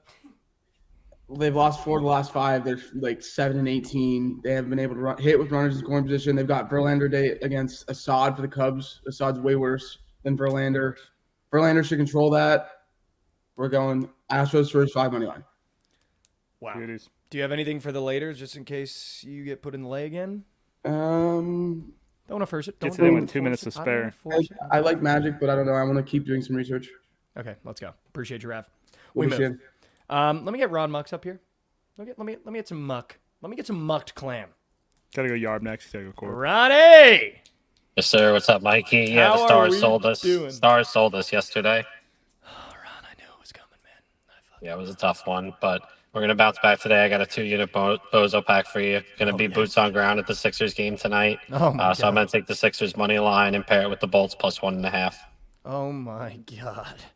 So Sixers, this should be a game where Embiid's going to come out and probably dominate at home. Their role players should play better because they play better at home, and they were kind of bad on the road. So I see a bounce back for some of them tonight, Tobias Harris and others. And then the Bolts, we're going to take them plus 1.5. They were great on the power play this year, haven't been that great in this series. With the Panthers down a couple players tonight, I think they're going to have some more success with that. The Panthers led the league in penalty minutes this year, so I expect them to get on the power play a couple times, and plus 1.5 is just a way to back them without getting cooked on the money line. I love it. I love it, Ron. Every time you come out with the Bozo pack, I'm always like, yep, that's free as air. Except when we put the stars in there, Ron. Let's not make that mistake next time. Yes, sir. Yes, sir. I'll be rocking the Bookit merch at the game tonight, so let's mug. Yeah, peep the Bookit merch with the Cuban chain. Love it, love it, love it. That's a Broomski Yes, type sir. fit you got on right there, Ron. Thanks, bro. Appreciate it. Great seeing you guys. All the best. Let's go. Appreciate you. Yes, sir. All right, let's go, Yarbs. Yarbs. What it do? How we doing? How we doing? Good. Bryce Miller cast the K's. It was kind of sweaty, but was always got her done.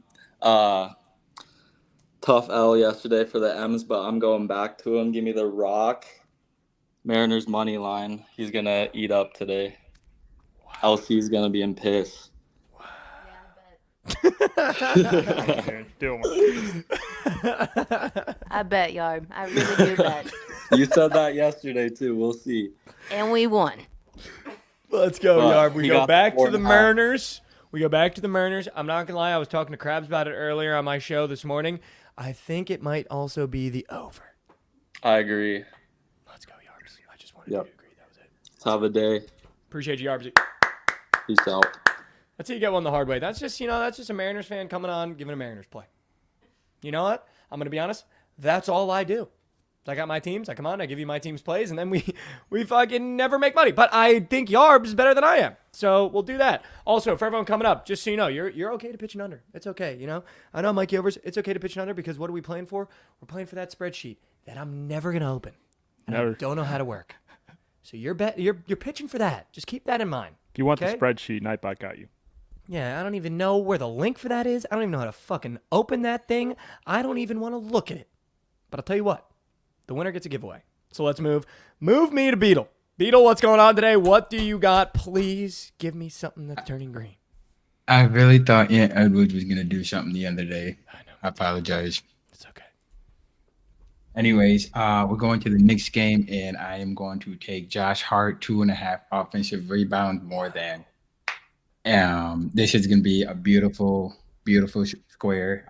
He's already had 4 against the last 2 games, and he's just going to keep getting the boards. He's the only one that's showing Hart offensively, getting the offensive rebounds coming out of Brunson, Briggs, all the mess that the Knicks have been shooting the last 2 games. But Josh Hart's there to clean it up, and he's going to get it done on offense.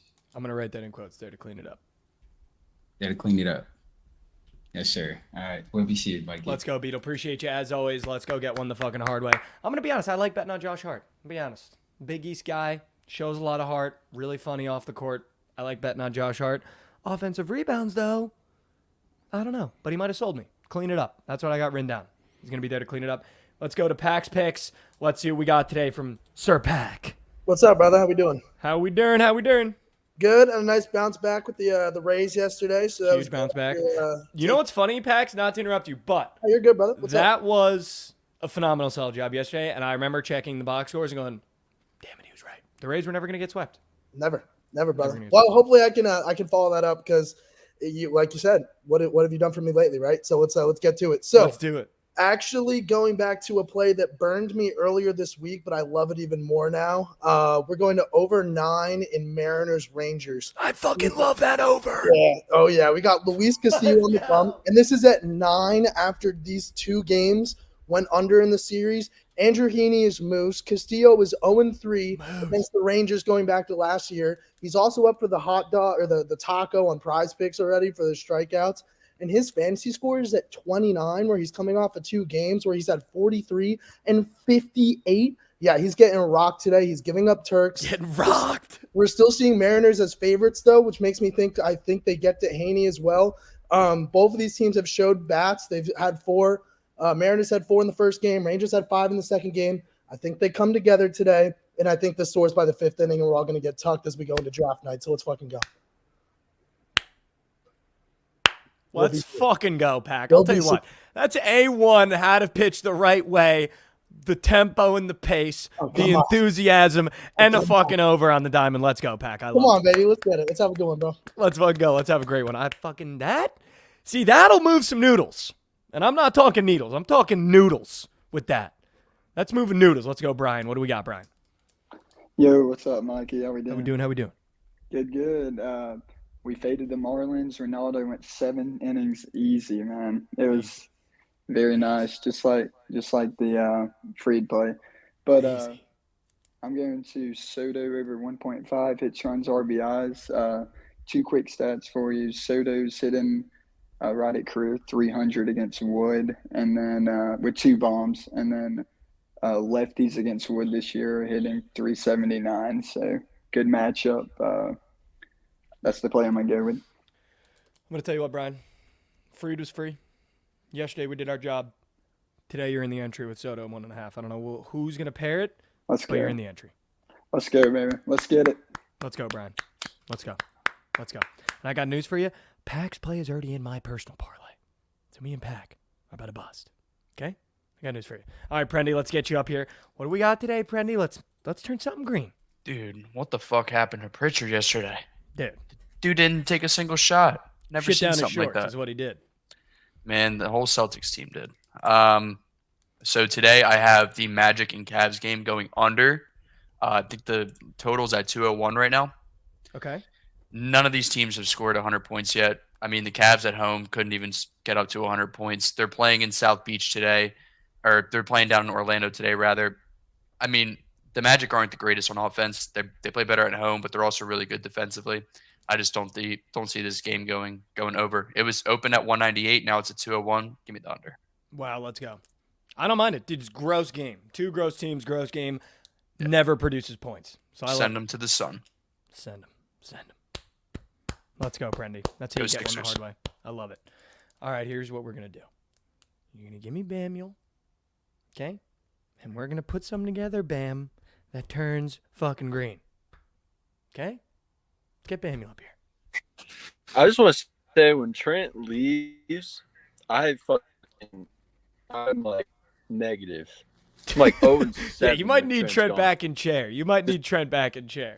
Yeah, just be aware. So today I'm between an NHL and NBA pick. Which one do you want? I'm gonna let you choose. Let's go NHL because the Bucks sold our tits All right, away. give me the Lightning money line at home. I think they're better matchup. They took it to overtime last game against the Panthers. I think this time they get the win. Make it a series at least, but give me the Lightning today. Fuck yeah, Bam Mule. Let's go. I can feel it. This is the one. We'll be seeing. This is the fucking one. Let's go. That's an unchopped Bam at work giving you the Lightning, and you're not going to take it? And you're not going to take it? An unchopped Bam at work? You're not going to take that? Wake up. Adam, do you have picks today? Because I'm asking right now. Get him up here. Adam's got picks. Do you have picks today? What's going on, Mikey? Been a while. How we doing? Good, man. Yeah, I got some that I wanted to take last game. Joel Embiid free throws back at home. Wow. Sitting at 9. Just sitting at 9, waiting for us to take it. It was at 8.5. 8.5 last game where he sold it by half. He shot 66% from the line. He's at home where I expect to get, a little more friendly calls, and just the guys at the line often, 10 to 12 plus. So I think he's going to squeeze us in about 10 out of 14 today. But we're going to hit that free throw line. It's going to be a very competitive game. I mean, they're back at home, so he's got a lot to prove. He's going to be a lot more active, and it's Embiid, man. The guy lives at the line. I was about to say, you're telling me Embiid's come back to Philly, down 2, free throw merchant. He's not going to get that friendly home whistle? It's going to be a tight game like it's been. It's been a great series. Like, it'll probably be someone goes up by 15, down, up, down. But it's going to be tight at the end, and it's going to be just masterclass free throws. I love it. Let's go. Fuck yeah, Adam. Cheers. I love that one. Take care, Mikey. That's getting starred, guys. That's getting starred. Also, where's Brian C? That's getting starred as well. All right, I got a couple stars on the sheet already. Who's going to come up and give me my next star? Let's go back to syrup real quick. Let's go back to syrup real quick. Mike. Hey, I saw I was getting flamed in chat, so I couldn't go out like that. So the play was Luke Humphreys -1.5. It's at -135. He's covered this 2 out of the last 3 games. The Premier League's coming down close. Humphreys at top, Aspinall's third. So I just see him kicking them to the curb tonight and going crazy. So give me Luke Humphreys -1.5. Let's go. I love it. I love it. Thank you. Let's go. That's how you come back, fix the mic, get back in here. I still want to see Brock D. I still got his name on the sheet. Brock D. I still have an empty play next to Brock D. I want redemption. I need redemption. And it's a Thursday, so we better get his ass back in here. Snacks. Oh, my God. Tell me you have a snack pack for me. I hate to break your heart. There is no snack pack today. Snack. I know. I figured it was going to break your heart. I think I have a winner, though. All right, here we go. Aren't winners all that matters? That's all that matters, Snacks. You got me there. Austin Reeves over 13.5 points. Wow. He's under in 3 of his last 5 games. He is going to play better at home. The Lakers are favored. The Lakers stars play well, home or away.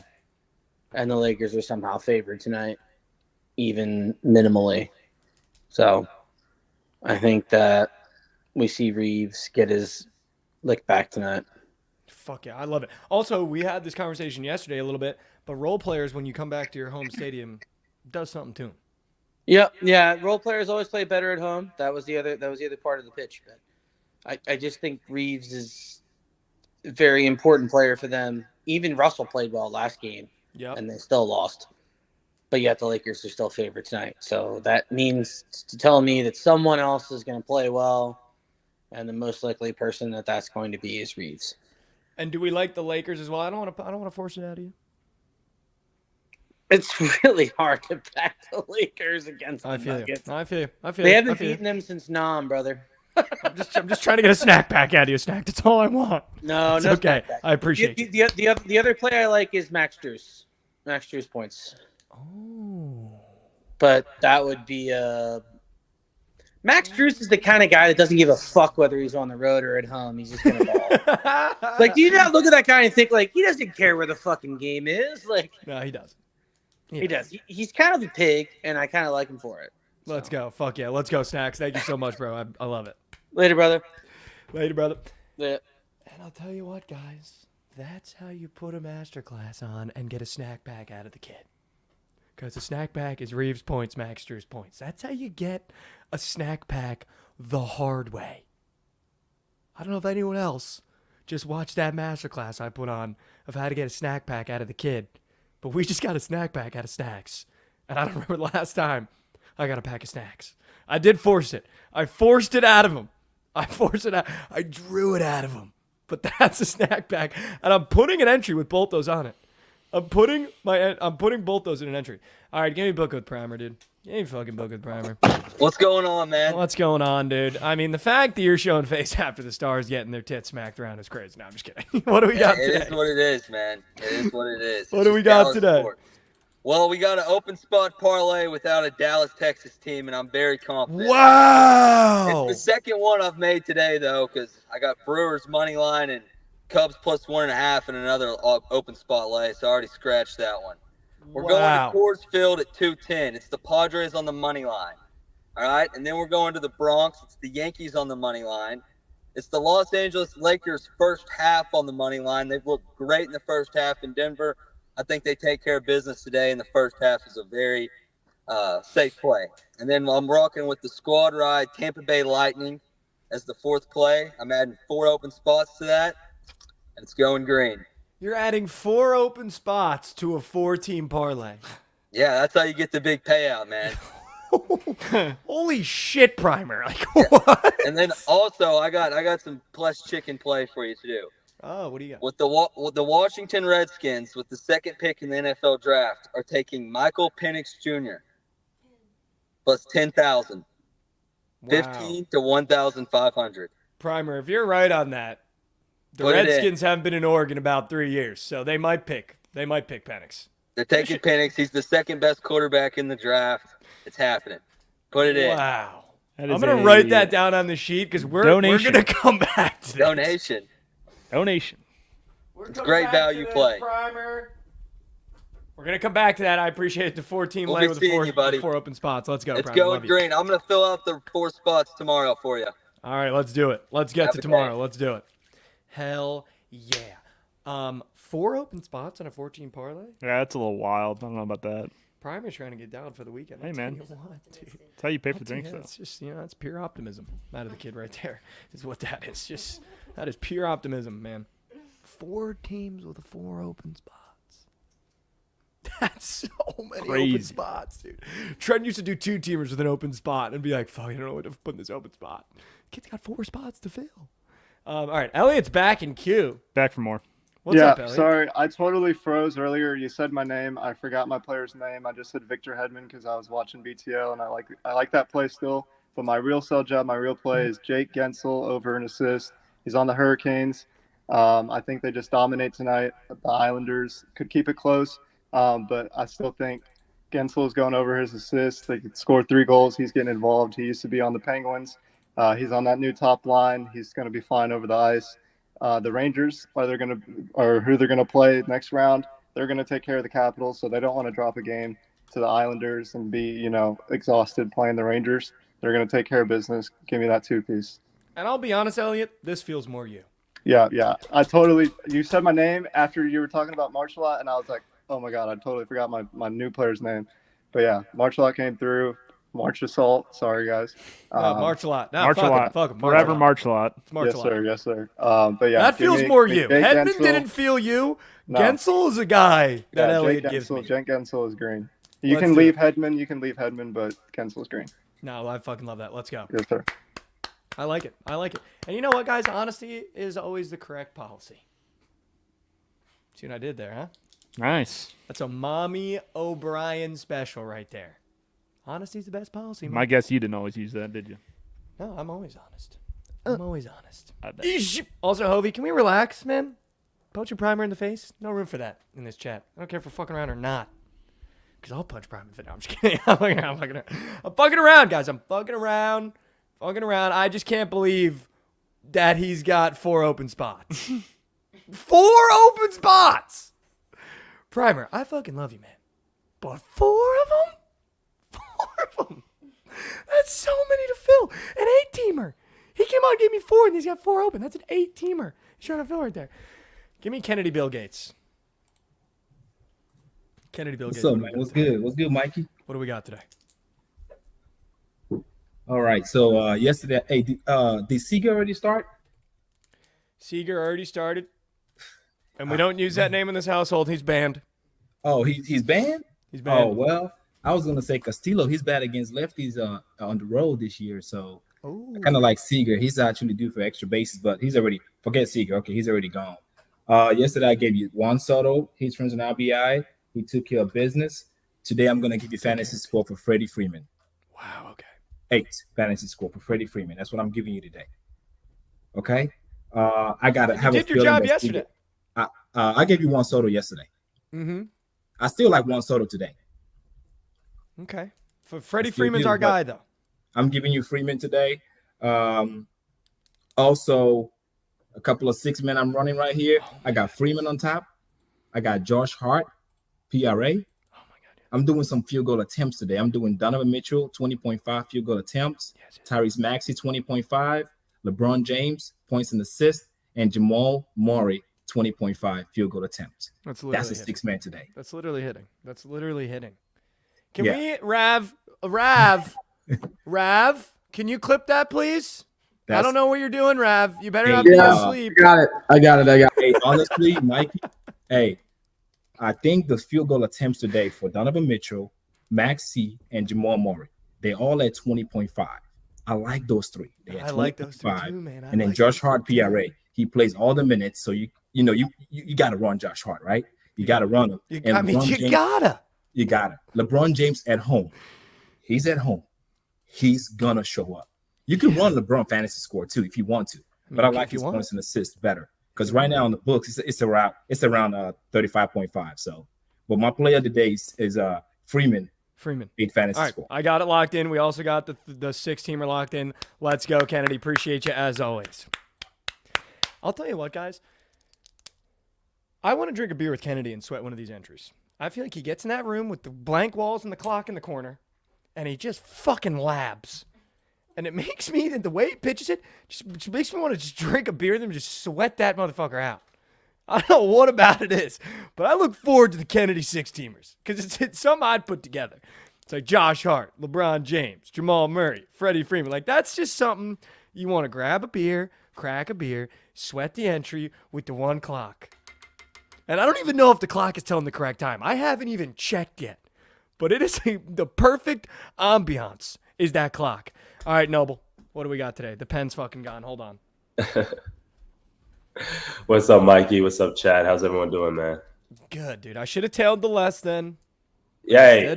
But instead, Jason Tatum sold our nipples away.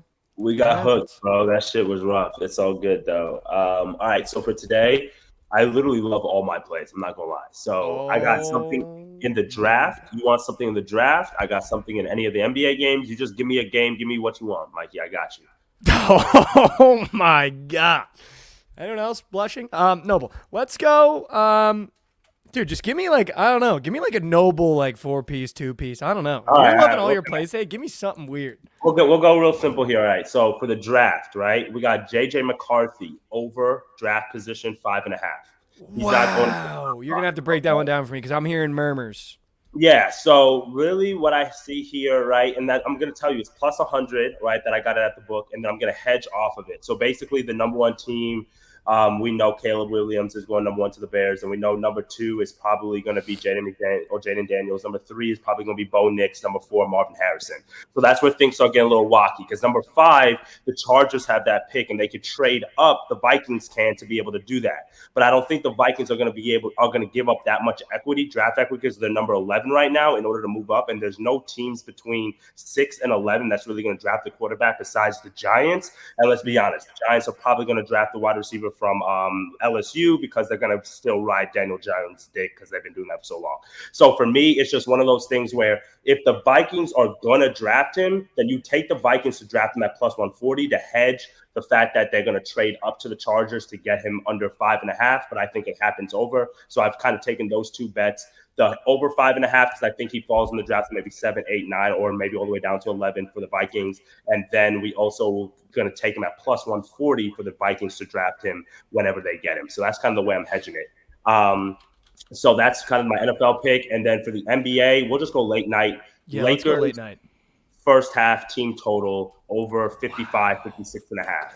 They've gone over the first half in every single game this series so far. We know this is a must-win game for them. They've come out and started off games strong in the regular season, number 3 in the NBA in terms of points scored in the first half, averaging over 60 points. So for me, we're getting a little bit of value here, and they don't have to deal with the altitude, and they always score a little bit better at home than they do on the road. So it's a little bit of a low number here for me, so I'm just going to take that. You can also go with the first half spread, but I'm just going to go with the team total over 56.5 for the Lakers in the first half. Dude, I love that play. Do you have a PrizePicks square by any chance? Jared Allen over 11.5, 12.5 rebounds. Wow. That's the PP square. He's got 20 in game 2, 18 in game 1. I've laddered it all the way up to 18. So I literally took 12.5, 13, 14, 15, all the way up to 18. This Magic have no centers that can stop him. They're really running Jonathan Isaac at the 5. Way too undersized, way too skinny. Jared Allen should be able to play significant minutes today because they're also the underdogs in this game, so it should be a close game. So I think he plays 39-plus minutes like he did in game 2, so he should be able to grab those rebounds. I fucking love it. Let's go. Hell Let's yeah. go. Let's have a day, bro. I'll see you tomorrow. Love that fucking hat too, Noble. Way to come get one the hard way. I love it. Let's go. Appreciate you, man. We'll see you tomorrow. Later, bro. Let's go.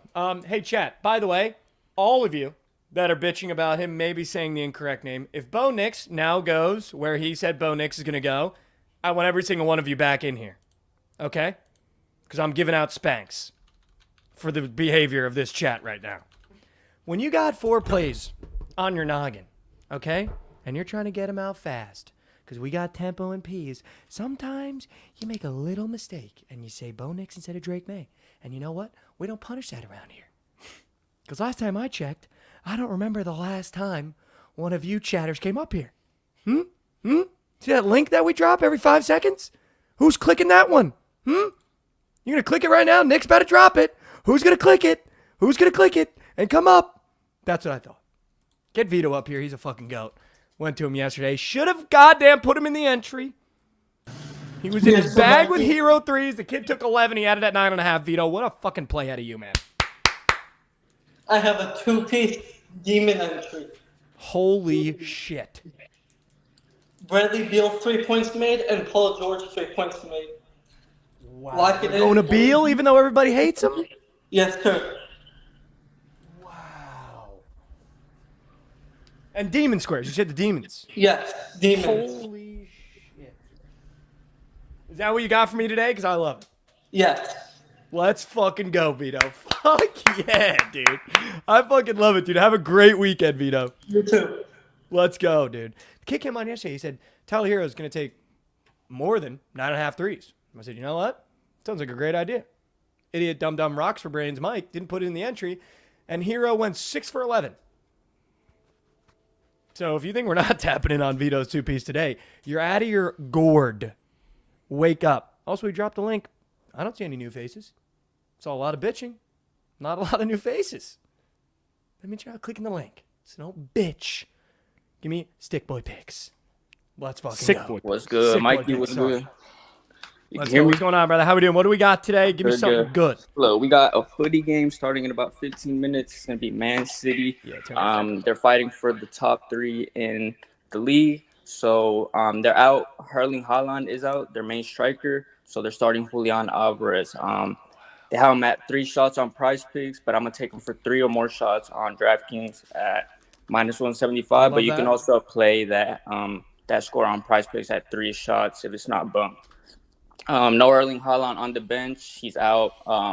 It's just a bunch of youngsters on the bench, so he could not even get subbed. We should see 90 minutes from him. And they're trying to decide the lead. They need all 3 points, so they should go all out today.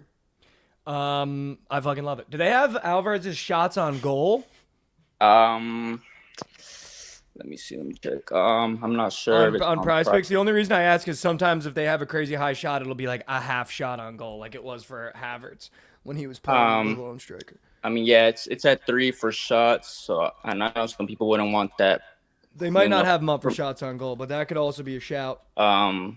But yeah, that could also be a shout as well, just because I mean he's gonna be the top. He's gonna be the top attacker, and he just got bumped to 3.5 shots. So I love it. Wow, I mean, you just got bumped in front of eyes. You got bumped in front of eyes. Yeah, you can still play. I mean, there's 13 minutes left, so you can still play. He should be able to get 4.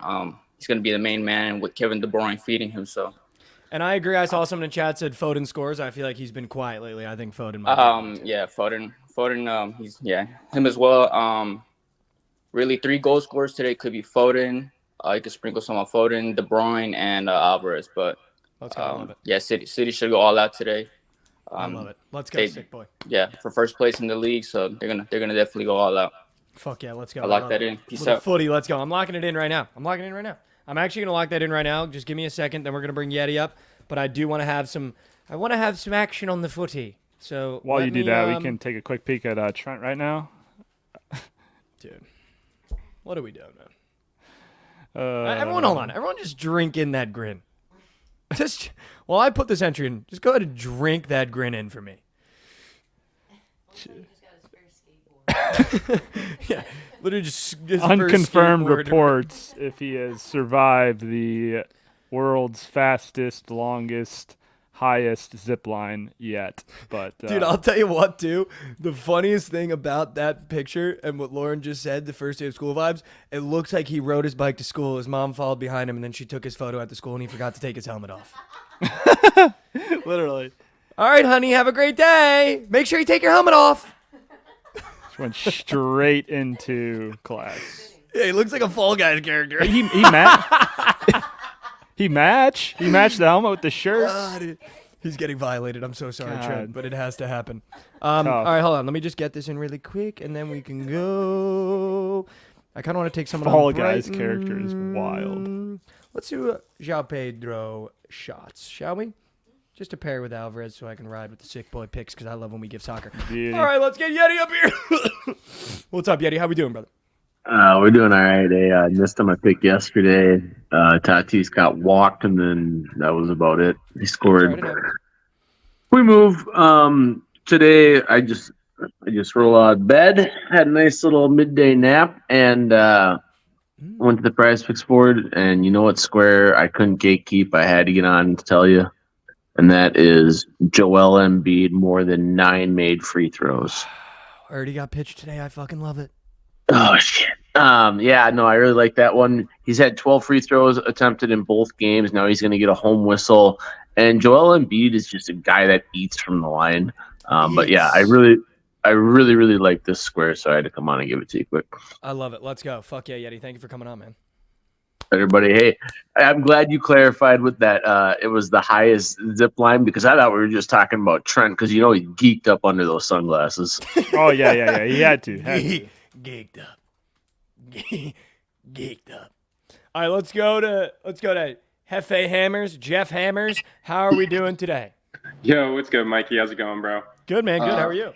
I'm chilling, bro. I am going to go to the late night slate and look at the Lakers game. I'm definitely leaning the Lakers money line, but the play I'm going to pitch is actually going to be Austin Reeves over 14.5 points tonight.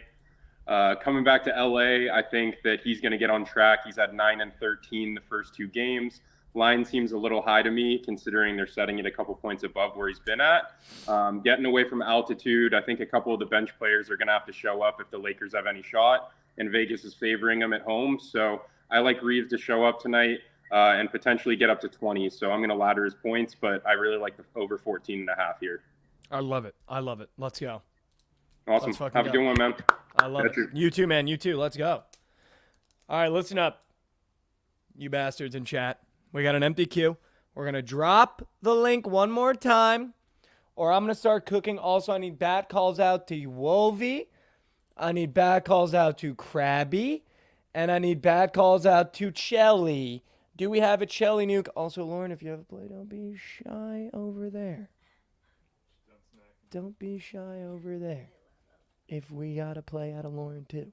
I'm going to call Chelly really quick. I feel like he's been... Ain't no shot he's awake right now. No. She's got him up early. She got him up early? She's been waking him up. Oh, good. She's been waking him up. Improvements. Chelly heard. Beetle saying we need an LC prop. And I tend to agree. Hold on, guys. We're going to call Chelly real quick. Everyone just relax. She said she'd give you guys one. We got to look. He sent you straight to voicemail? Better not have.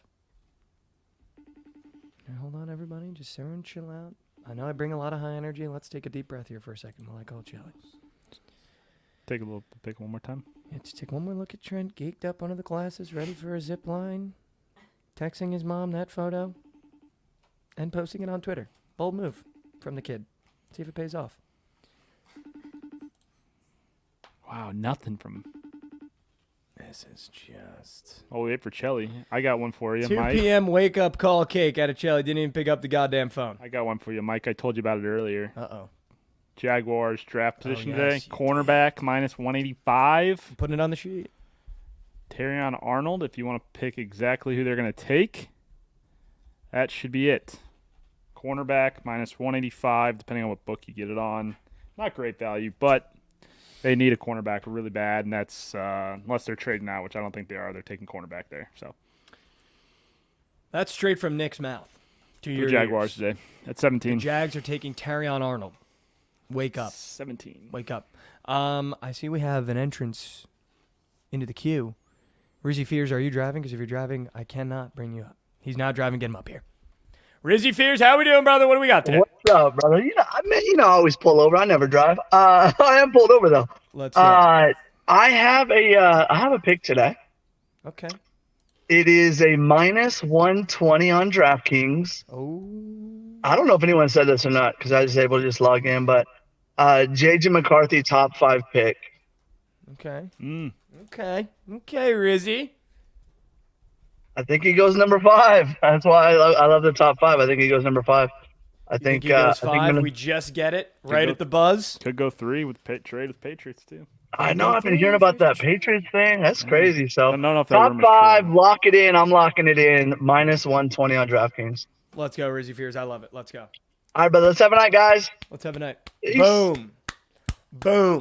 Let's go. Ravinator also has an NBA total for you. Oh, Ravi. Ravioli? What do you got? Ravioli. So I have an NBA total, and I think I have a draft prop that I'm going to sprinkle. Oh, okay. Hold on. Let me write your name down again. Hold on, Rav. You get hot, and now you're just dropping all the plays on the board. Come on. Yeah, drop. That's my bad. Drop 'em. All right, the draft prop. Rossini just reported that the Rams are going to move into the top 10. Hold on. Sorry, the Bucks are on. Rossini wanted to move. Said the Rams want to move in the top 10. You have to wonder what that's for, or who they're trying to target. I am going to place a small wager on the Rams picking Michael Penix Jr. Wow. I don't think he lasts past 12, which is the Raiders. I don't hate that, honestly. Dude, I don't hate that at all, Rav. Yeah, and I think it's when you think about what they want to get, they need a DT. They could maybe do the guy from UCLA. I don't see them picking Turner that high if they want to move in the top 10. Mm-hmm. You know, I think I like that a lot. I already sprinkled $10 on it. Wow, Rav, I like that. What's your total for the NBA? I'm gonna go the under in the Cavs Magic game. I think Spencer already had it. Yep. 201. That series has been ugly as fuck. Ugly, dude. Gross. What? I said ugly, gross. Yeah. Game 1 was 97-83. Game 2, 96-86. Game 2 was slower than it was in Game 1. And as a whole, the playoffs have been a goldmine for unders. They're 15-5 to the under. The teams are playing more intense. I don't see any reason why I'd stop in a game like this where the Magic need to lock down defensively and win a game. So I'm going to go that under later. I agree. I don't hate it at all, dude. I don't hate it at all. Gross game. Let's go. Gross game. I know you're more of an over guy, but more of an over guy. But again, we're here to make money. We are here to make money. And I'm not very good at it. So unders might be the one. Okay? You bring the energy up, Mike. I love it. Let's go, Rav. Here we go. We'll be soon. I'm actually going to put a wager on that because that just felt good. Also, someone in chat said that Puka Nacua used to be at Washington before transferring to BYU. Is that true? Because that would mean he played with Penix, which means they might want to draft him for a teammate.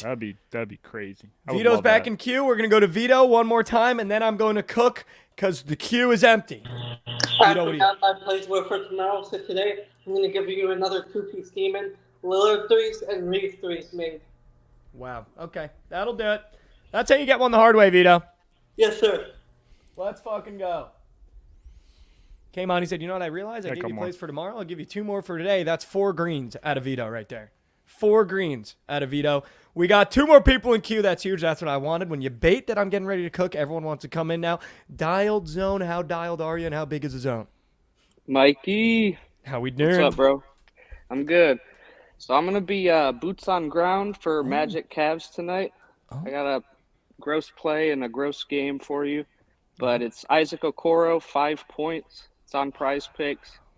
Over 4.5 is minus 140 on the books, but over 5 on PrizePicks is going to be my play of the day. Wow. Do we have a record on your bets and boots on ground? Do they work together? I'd like to say they do for the most part. Well, then they do. Nope, don't even go farther. They do. I was going to say on stream, made my debut last month. 5-2 since then. 1-1 this month, so looking to get in the green. Let's fucking go, Dialed. Way to get dialed, man. Let's go. Let's get dialed. Have fun at the game day and have a couple beers for me. Here we go. Appreciate it. Let's do it. All right, get him up here. I haven't let him get swept 2 days in a row. And he's fucking red hot. And he's feeling himself. Ahan, well done again, back-to-back days. Not getting swept, being a part of the cashed entry. Let's fucking go, Ahan. W's. Shout out Caleb Martin. People were like 4 Shout minutes out. into the game. 4 minutes into the game, he hadn't scored a point. People were like, "Where is Caleb Martin?" And I was like, "Just wait. We have 4 quarters. Let him get comfy."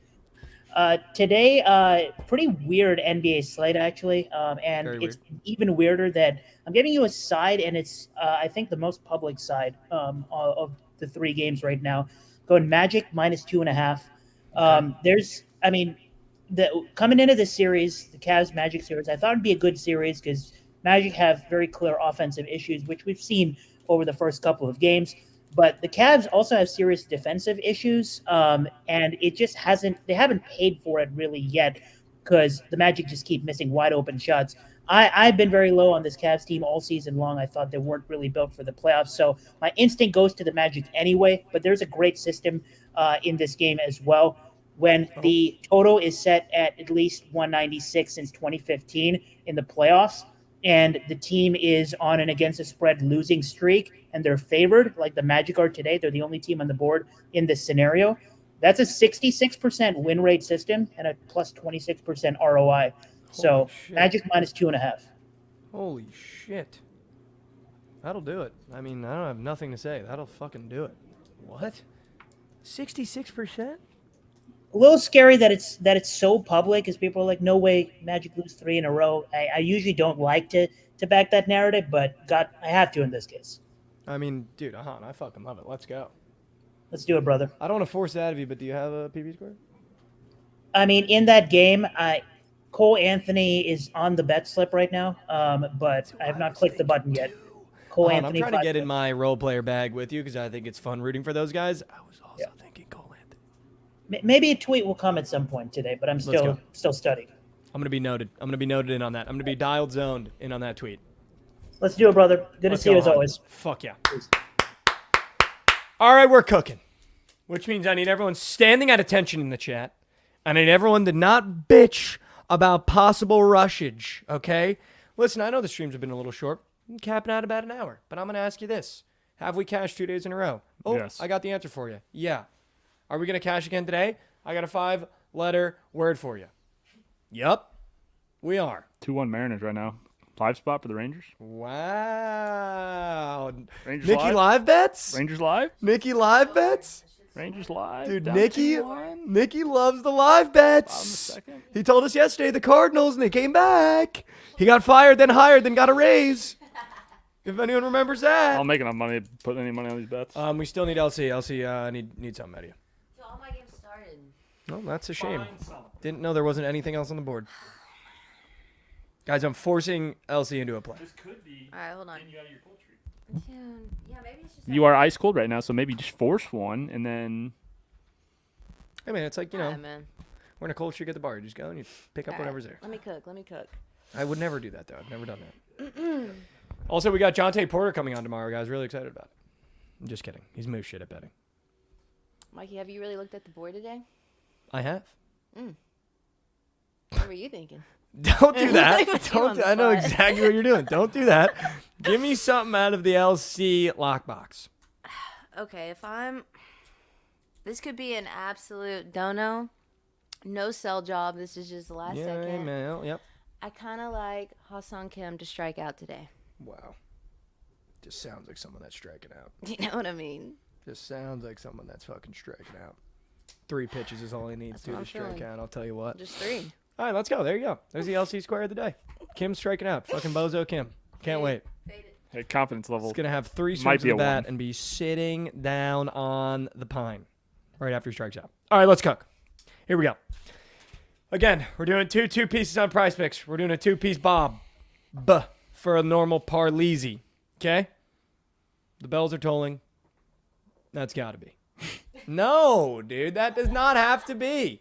That does not have to be. Just sounds like a guy that's going to strike out. It's got nothing to do with, I don't even know what that's got to be. You're losing me there. You're losing me there with that one. All right, here we go. Here's what we do. The 2-piece parlay. I got a couple stars on my sheet here, okay? And here's what we're going to do. I think the first square of the day is going to come from the Embiid free throws, okay? That's going to go in an entry. I feel like we got that pitched a bunch. I like it a lot. Adam's got picks, as well as, I know we heard it more times than that, as well as Yeti, who woke up from a midday nappy to give us that one. Yeti woke up from a little nappy and gave us Embiid free throws, okay? Both of those are going in there. Okay, Embiid free throws is getting paired with. Now, there's a couple things I want to look at. I wish we had draft squares on PrizePicks, but I don't think we do, and I don't think we will. So, what I'm thinking we do is we pair Embiid free throws with Austin Reeves points. We've gotten that a couple times today. I like the angle. I like the spot for Austin Reeves. I like role players at home. Embiid with Reeves. That's 2-piece. That's 2-piece. That's 2-piece, yeah. Embiid free throws made more than. With Austin Reeves, more than. Okay? Turn me up. The next one I wanted to approach with the PrizePicks squares. There was a couple that I really liked, couple that I hated. I think we might have to put Elliott in the entry. He's done a great job lately. 3-0 this week. Yeah, he's 3-0 this week. And I like that he came back on saying, hey, man, you flushed me when you pulled me up, but it's really Gensel. And I feel like that just feels good. Like, I feel like when I'm looking back at the streams, every time he comes on with a play and he likes it, it's been 3-0. So I think we're going to do Gensel point to open up the other entry. Or Gensel assist. A Gensel assist to open up the other entry. And for the last leg, there's a couple I liked. I liked Kennedy Bill Gates' Freeman fantasy score. I liked Noble's rebounds. I liked Brian C's Soto. Beatles Hart offensive rebounds. That feels like one we're going to be sweating all night, but could end up turning green. At the buzzer, Vito Lillard 3s, Reeves 3s. I think I'm going to keep that to a separate entry just for Vito. I'm really struggling here, guys. I don't know who I want to do here. I'm thinking we go Gensel assist. And we put it on our goat. Put it on his back. Pause. And we go Brian C. Soto, 1.5 hits, runs, RBIs. I got in quotes, 300 career against whoever's pitching against him. That's the one. That's the one. That's the one. That's the one. The two prize picks today are Embiid more than free throws made with Reeves points. You put one and one together, that's 2-piece. Then you go ahead, you take Gensel assist, throw Soto hits, run RBIs, put them together, that's 2-piece. The parlay today, Ahan's red hot, the Magic money liner in the parlay. I'm sorry I'm not taking the points. I'm just putting them to win the game. I don't care how much you win it by or how many points you need. They're winning that game. Magic money line from Ahan in the Parleezy. That's what we do. That's what we do. We don't sweep Ahan. We never have sweeped Ahan. He's 2-0 the last two when we've let him go unswept, and now we put his money line in the parlay. Ahan, let's go. Who's on the Bookit Sports account right now? I don't know. Is that Trent? Trent's over some trees in Belize. Might be Dave. It's a shit's cookie, move on. If that's not Trent, I don't know who the fuck that is. Oh, did he? Oh. If that's Trent, that means he got safe off the zip line, guys. Let's give a round of applause for Trent. Let's give a round of applause for Trent. You did it. You did it. You did it. You did it. All right, Magic money line, the second leg of the parlay. Yeah, drink that one in, guys. The second leg of the parlay. There's a couple that I really, really liked, other than the Magic. I feel like we got the Magic a lot. The Cavs Magic under, it's a shame that that is the only other under we got today, because I do like that one as well. Not that I would bet it, but I do like it. Cheward said Cubs money line. The sun is out, and that kind of got me. I'm not going to lie to you. I looked kind of yoinked in that pick. PP Guru told me the Dodgers -1.5 against Mackenzie Gore. When do these games start? Cubs started. Okay. Are they down? Yeah, 1-0. They're down? Oh, sun's out, Chip. Hit you, the sun's out. All right, so here's what we're going to do for the parlay, guys. What we're going to do is we're going to do a 12-spot open. We're going to put Magic money line. We're going to put Primer's 4 spots. Then we're going to put his other 4 open spots in and add another 2 on top of that. I'm just kidding. It's Magic money line, and then we're going to go. I really want to go to our GOAT. An unchopped band with Lightning money line. Let's go back to Dodgers -1.5. The fucking Nationals are moose shit. Let's go Dodgers -1.5 with Magic money line. That's how you get one the hard way, guys. Listen. These are the 3 today, okay? If you've locked these in the past 2 days, you've at least saw green at one point or another. The 2 PrizePicks entries are as follows. Embiid free throws made more than. With Reeves points, more than. Put them together, 2-piece. Gensel assist, more than. Soto hits on RBIs, more than. Put them together, 2-piece. Those are your 2-piece bobbers on PrizePicks you take today from the stream. Then we go over to our parlay on the books. And we say, you know what? We don't let Ahan get swept. We take Magic money line because they're beating the Cavs tonight, as well as Krabs saying it too. And we go ahead and we take the Dodgers -1.5. Why? Because Moose Shit Mackenzie Gore is on the bump. And we fade Moose Shit Mackenzie Gore on the bump against the All-Stars, the Monstars of the Dodgers. Those are your 3 plays today. Another great stream. Thank you guys so much for coming on. Trent will be back soon. I promise, for those of you that miss him. For those of you that don't, unfortunately, he's also coming back. For you. I can't wait to have him back. Okay? Those are the 3 things that we got going on today. Let's go have a great one. The weekend is almost here. And as always, keep it surgical.